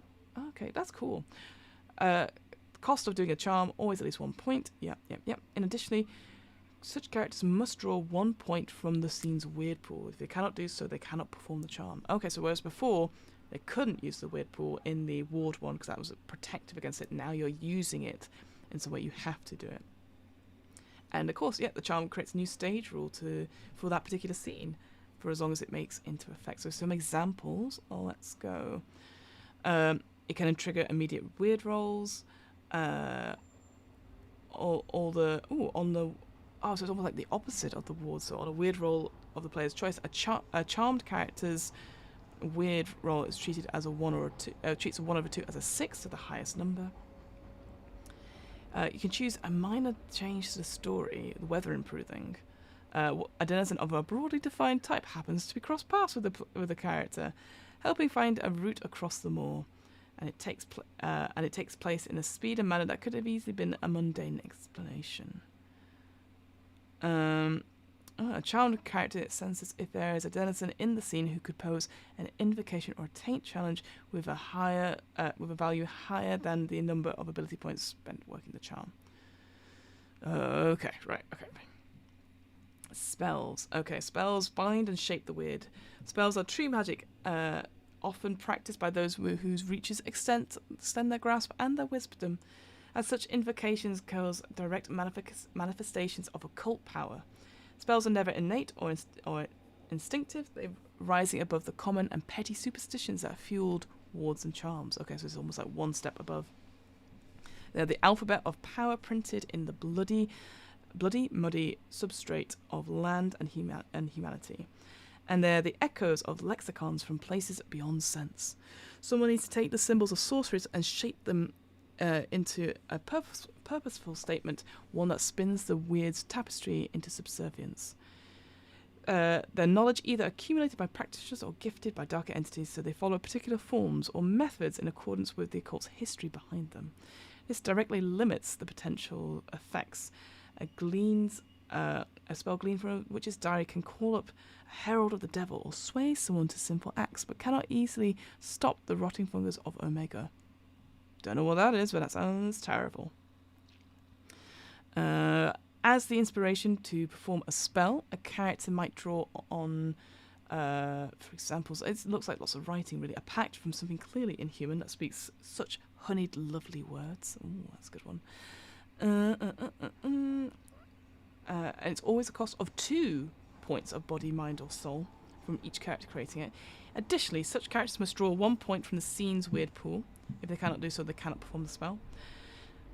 Spells can provide an extremely broad selection of potential effects, depending on the nature of the knowledge source and the narrative so far. So again, making more stage rules. So what have we got? Stage rules include create a major change to the story via direct magical manifestation, including immediate weather change, the shaping of thick vegetation to offer an escape path, or the taste of a liar's false words giving a character's tongue a painful sting. This doesn't affect the value of any existing challenges, but can open up a new challenge entirely, such as granting a pursuit challenge to escape a denizen that wasn't previously viable. Another stage rule could be choose body, mind, soul. Characters can attempt to heal a character's scratched out ability of a chosen type by succeeding at a threat, wits, or taint challenge with a value of 4, if the ability was scratched out by mundane means, such as a wound from a woodsman axe, exhaustion brought on by trying to escape a killer for hours on end, etc. Okay. And then finally, a character who creates a spell can freely use the effects of drawing on the weird, such as using a different ability to tackle a challenge, affecting a scene whilst not present. Okay, so those from the weird pool before. Other than increasing the result of a challenge roll, without drawing a point from the scene's weird pool. They still get a point of weird in their personal pool each time they do so, but it does not reduce the weird pool's resource available to others in the process. Where a spell can directly resolve a situation, defeat a denizen, or the like, it is represented as a normal invocation challenge, rather than following the rules here. Okay. And then finally, conjurations. They're a specific form of spell. They ensnare others in the weird, drawing them into the service of the warlock. This sounds terrifying. When dealing with the eldritch things of magic and the weird, the effects are direct and drastic, literally summoning some entity with too many legs and teeth, and not enough respect for the laws of physics. When dealing with people or animals, the results are subtler but no less potent. In either case, the problem with the conjurations is that the control only lasts for a while, after which the caster had better hope they can put down whatever they have called up. Oh, God. So, you might... another sort of book sort of inspiration, so you might be reading stuff, some ritual text, perhaps. Seems a bit stronger. I mean, that just sounds terrifying. The cost of a conjuration is always at least 2 points of body, mind, or soul from each character creating it. In addition, such characters must draw 1 point from the scene's weird pool if they can. If they cannot do so, they can still perform the conjuration, but it becomes at a greater risk because the weird's bindings on the subject are weaker.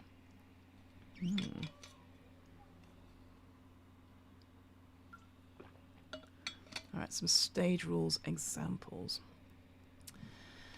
What have we got? Add an appropriate supernatural denizen to the story. A denizen gains the stage rule of ally for 1 body, mind, or soul. Whilst present, the denizen adds a +1 to the result of attempts overcoming challenges of the appropriate kinds for that ability.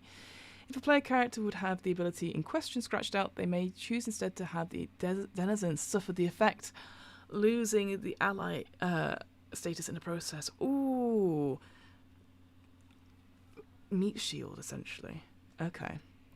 You could also use it as a stage rule for influencing a human or animal denizen already in the story and who does not have a taint or invocation challenge rating value of any kind. The denizen either arrives promptly at the scene or gains the stage rule of ally for one body, mind, or soul, but does not arrive immediately. Whilst present, the denizen can add +1 to the attempts to overcome challenges of the appropriate kinds for that skill, for that ability, and then the same thing crossed out and stuff like that. So you can either... Oh, I see. So you can either add someone, so presumably a demon of some sort, and then or bring another character that you've already introduced. Okay. In any case, the conjuration also adds the stage rule for count for the denizen, with the value of the count being set at the highest number of ability points spent by any character working the conjuration, -1 each point of the... Oh, God. Already dying. Hang on.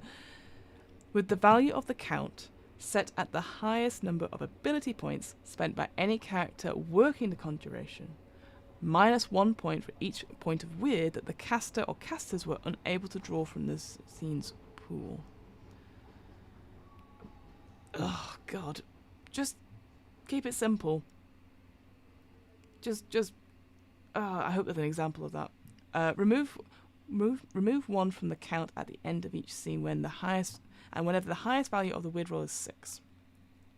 When the count reaches 0, the denizen loses the ally status rule immediately and the conjuration ends. If the starting count is 0 due to a lack of weird points in the pool scene, the denizen is still conjured but without any control over it. So yeah, it's about losing the control of the denizen over time. I wonder then, the conjuration ends when you lose that ally status. Does that mean it disappears? Or is it still around? I assume it's disappearing, but who knows? Depending on who or what has been summoned with the conjuration, the end of its control may result in fresh challenges occurring, or cause the story to twist in a new direction. Cool. Oh man, that's horrible. What is that? Is that a person? Or is that... I can't tell. I assume it's some sort of eldritch entity that we don't need to look at anymore. That's great. Ooh. Oh, lovely. Let me zoom out. Look at that. See, I'd have that on a postcard. Send that to people like, wish you were here. That is horrible. No thanks. Lovely. And then footprints. So I think this is... Yes, so the footprints is a scenario that comes with the quick start. So we won't look at it too much in detail. We'll carry on a little bit. So it looks like it breaks down into 3 different scenes. Oh, interesting. Some characters. There's some NPCs or denizens there for read. Oh, they've got a lot of information on them as well. Here's some stage rules for the overarching things, perhaps. And some examples of challenges. Oh, that's quite good. So actually breaking down in each scene about it. So it sounds like then Solemn Vale can be a one session of 3 hours. So I've got 2 sessions. So what I might do, I might see if I can make that first session not on stream, but maybe as a character creation one, and then the next, or maybe we could do character creation on screen. That might be interesting for people. So we go through the full length of it, but maybe keep boundaries and session 0 stuff off screen in some way. Have that before. Oh, some end scenarios. We're going to leave that for the moment. No spoilers here. Do you remember the good old days before the ghost town? That's so weird. When I was looking at that, it looked like it was almost floating a little bit. I don't know if that's just the way the text is on that. And it's also from the specials.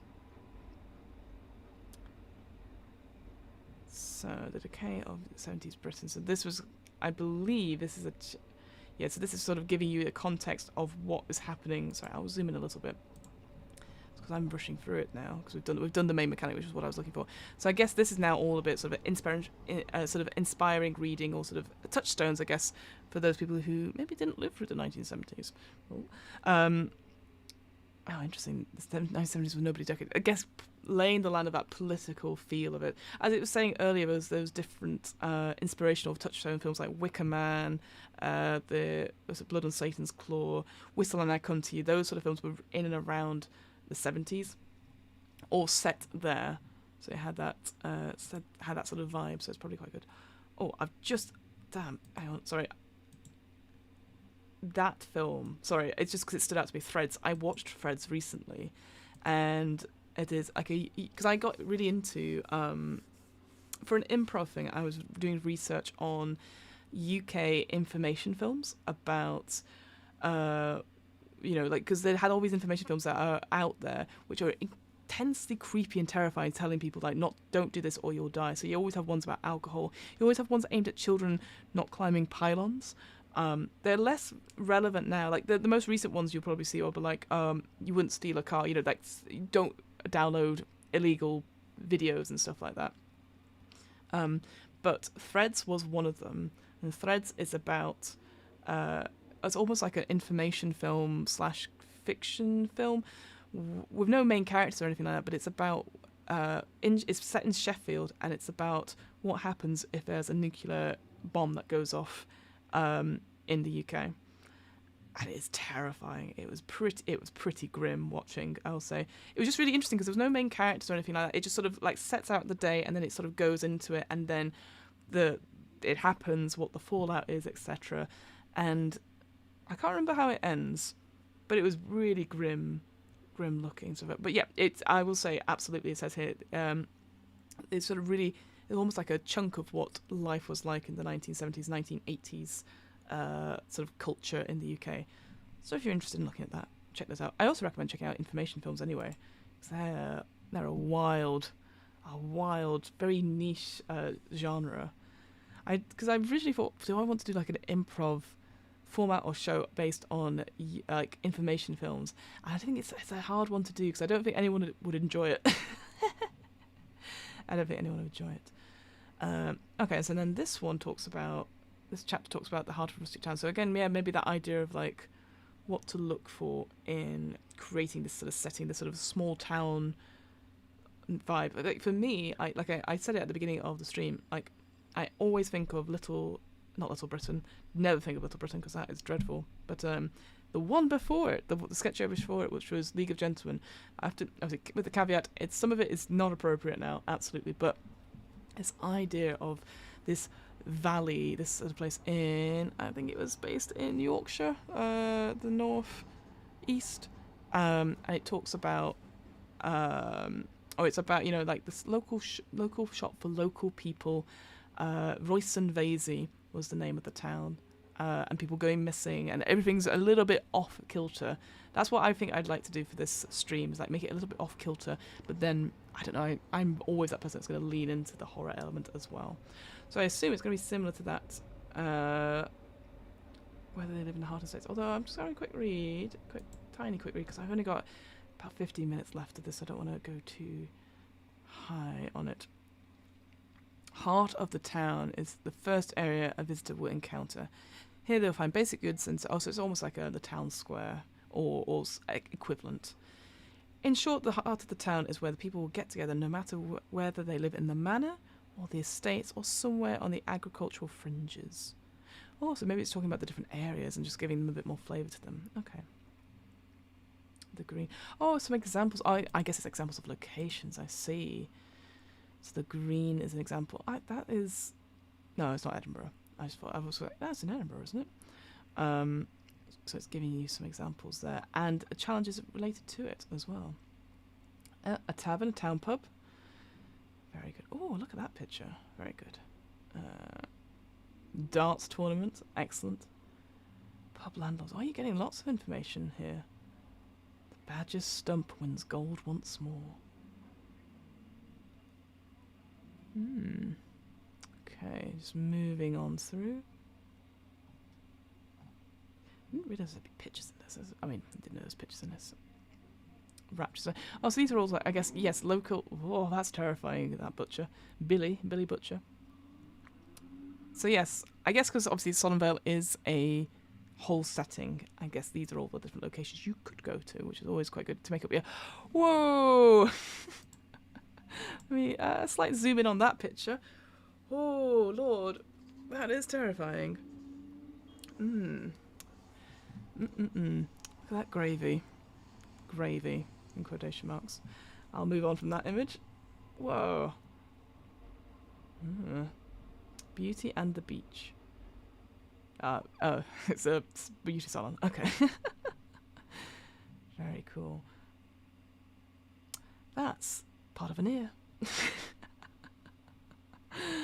Oh, very cool. Oh, police station. We talked about that in this beginning story. Very cool. Okay, so I guess it's like the two... Oh, I kind of get it now. So maybe the heart of town is the locations and stuff that you would find if you were going up and around in the town as being... So if you were creating your own stories, that you would be like, oh, there's this, this, and this. Where would you like to go? So that's quite good on that front, if you're not using like a quick start scenario. And then presumably the manor and estates chapters, which we'll get to in a second, they're probably going to be more about on the outskirts and other bits and pieces from there. Oh my God, you're still live. Yes, I've got like 15 minutes. I assume your trip home was good, Hamilton. Yes. I'm just finishing up basically. We've gone through the main mechanics. We're now looking quickly at the other chapters, which I think I'm not going into too much detail about them because we've skipped over a quick start scenario, sorry, and then looking at the different sort of locations. I think they're sort of in the heart of the town, the manor and estates. That's what we sort of got to. But you missed some cracking imagery. Just messing. I hope you'll make do later. Of course. I'm just finishing off, my friend. Do not worry. So just scrolling through to see what the next chapters are like. Again, lots of detail here. Oh, that's horrible. Don't like that. The Eternal Bliss Funeral Parlor. Some cracking names there. I bet this would be a really nice book to get physically. I've got a PDF, Fiona. You've got a PDF. You're running one game with this. Don't get into it. Oh, got an I in the flower and probably the florist. Yep. Language of Flowers. What a great name for a florist. It's a cafe and tea room. Oh, lovely. Got some razor blades in your fish and chips. God, I want fish and chips right now. Let's see, what else is there? So yeah, some other people. Bodim's Wolves. What is that? Well, I'm going to read this and then we'll skip through. So, Bodim's Wolves. Out of the mist and fog of a stinking battlefield, a group of British soldiers emerged. Known as Bodim's Wolves, they are a legendary patrol, a reaction force sent out to investigate rumours of magic and supernatural amidst the mud and blood of the First World War. In 1915, 9 men were recruited from the Duke of Cornwall's light infantry and commanded by Colonel Powell Rowe. They saw action at Hoog on the 30th of July 1915, and this was the first deployment of the flamethrowers against British soldiers. The Bodin Wolves were a part of a successful counterattack that had stabilised the line following a chaotic retreat.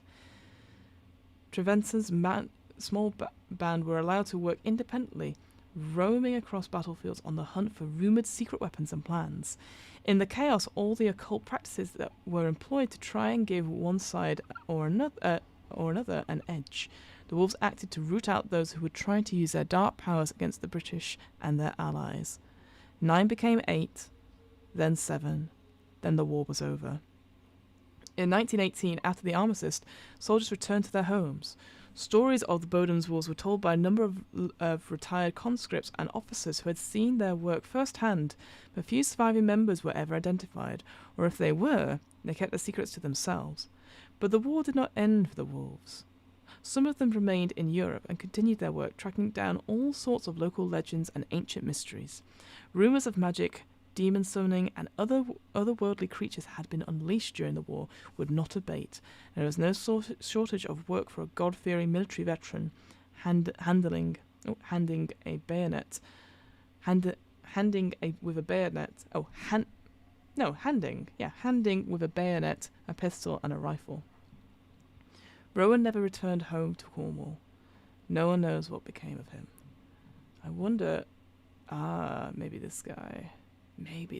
So it's something linked to this person. Okay. Ooh. Terrifying.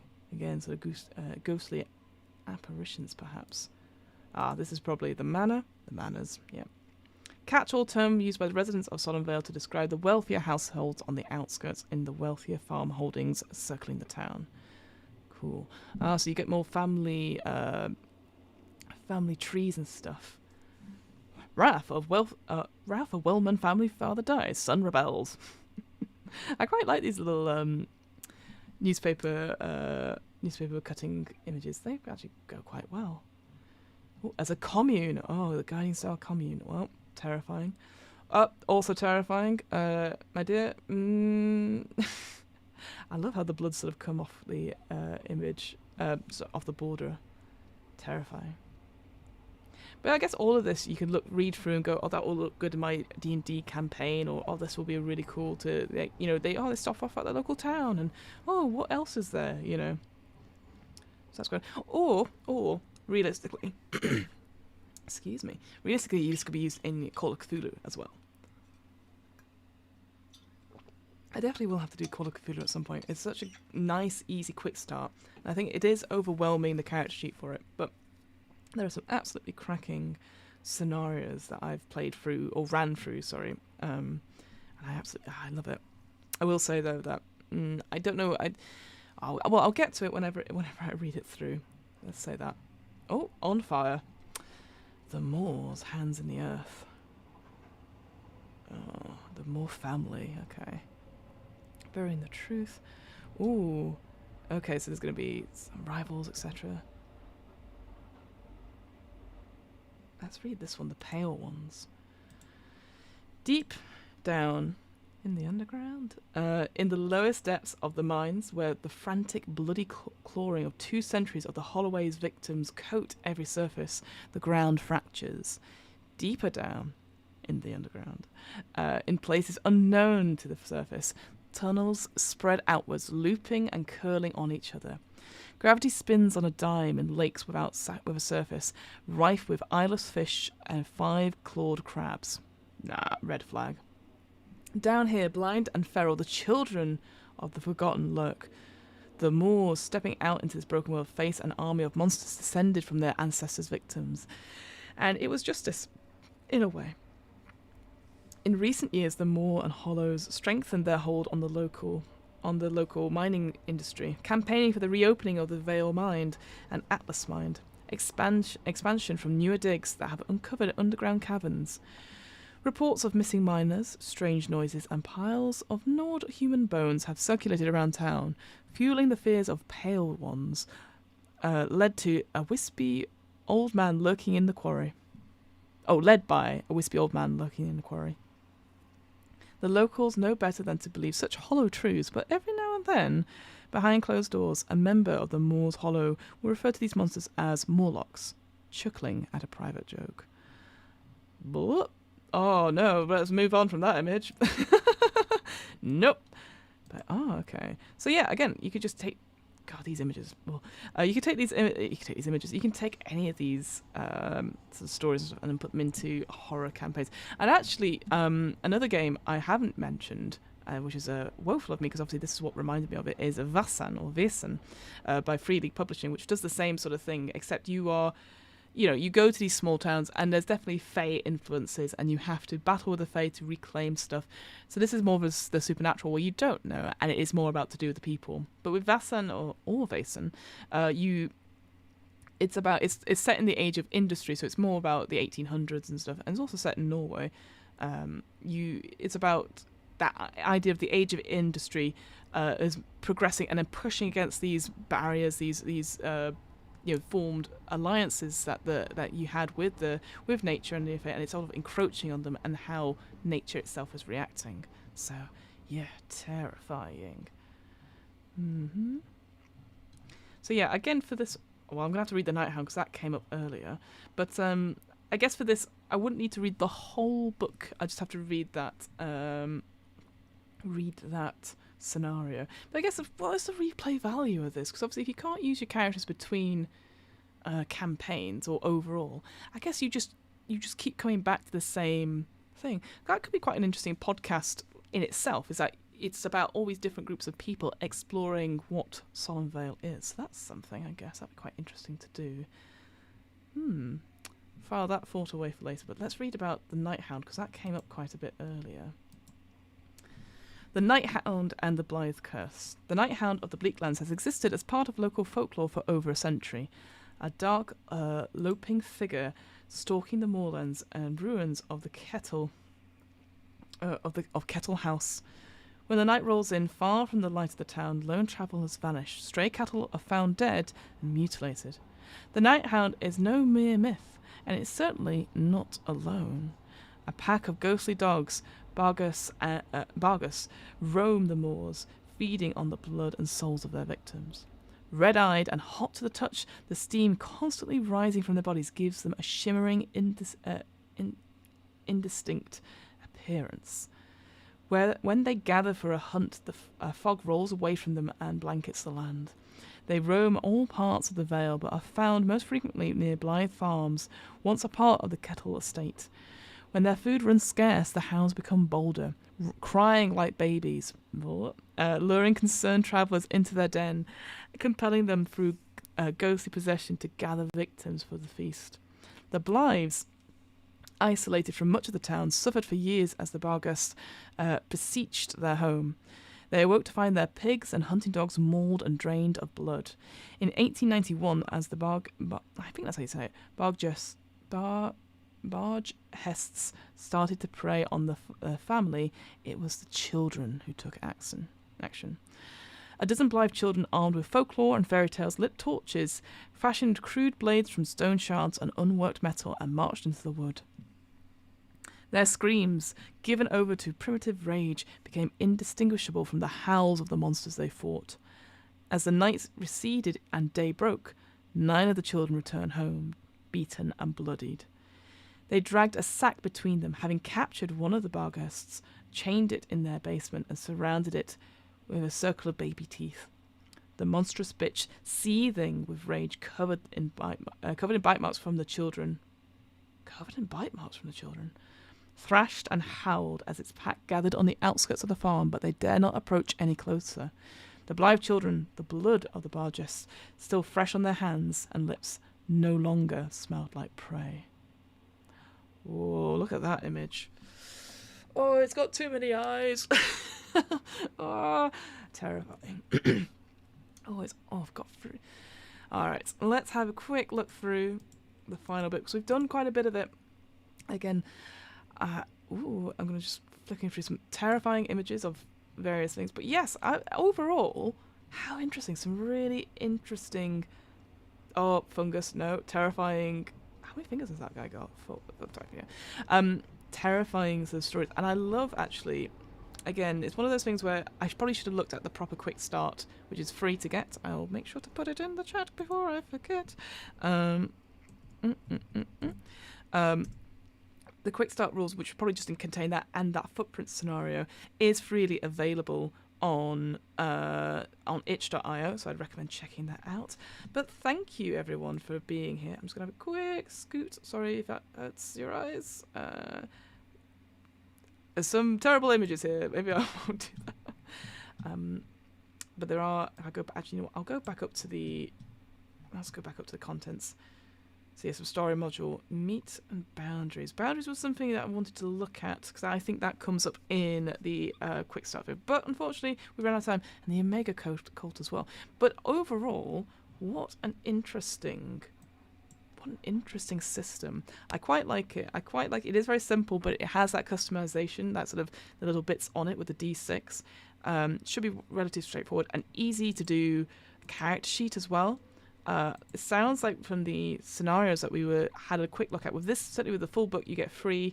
With the itch.io, you get the free footprints ones, which is that one, that story module there. I think there's a lot to it. I do that weird pool stuff.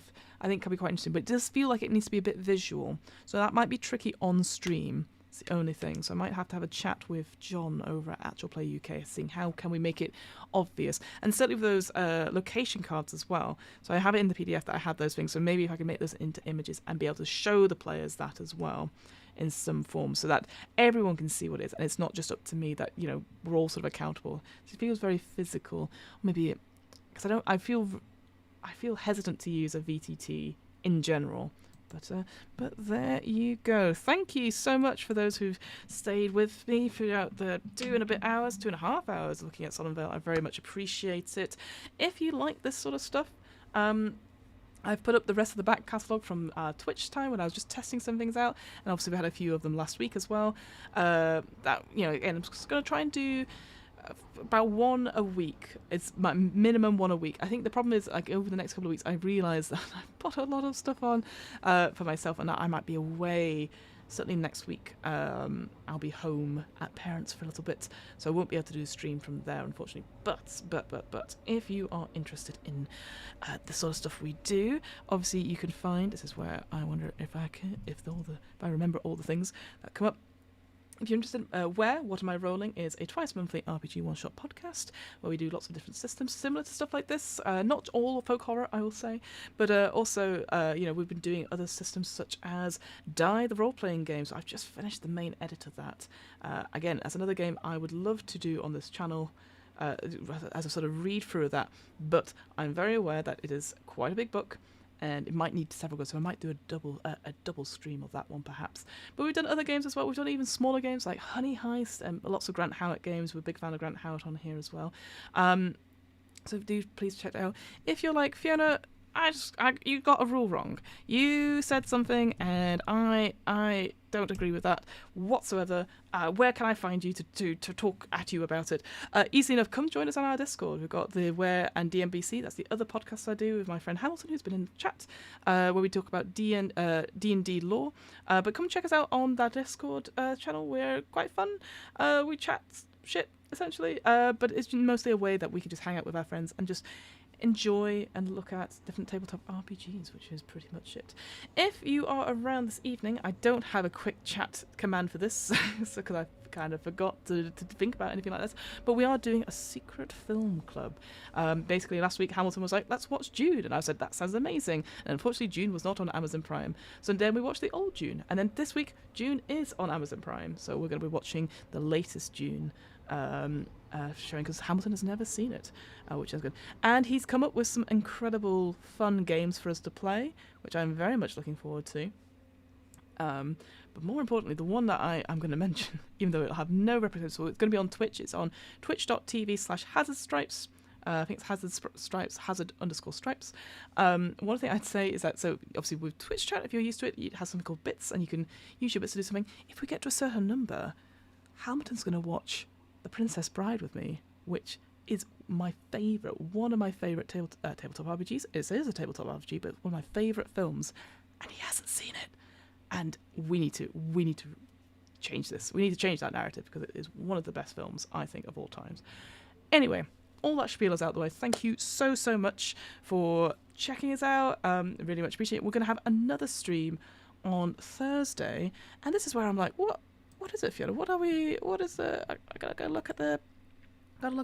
Oh, on Thursday, same time, 5 p.m. BST, we're going to be looking at Troika, the science fantasy tabletop RPG. I'm really looking forward to that. So Troika, I've played through it once on a very guest podcast I was on called Donkey on the DM. I'd never played it before.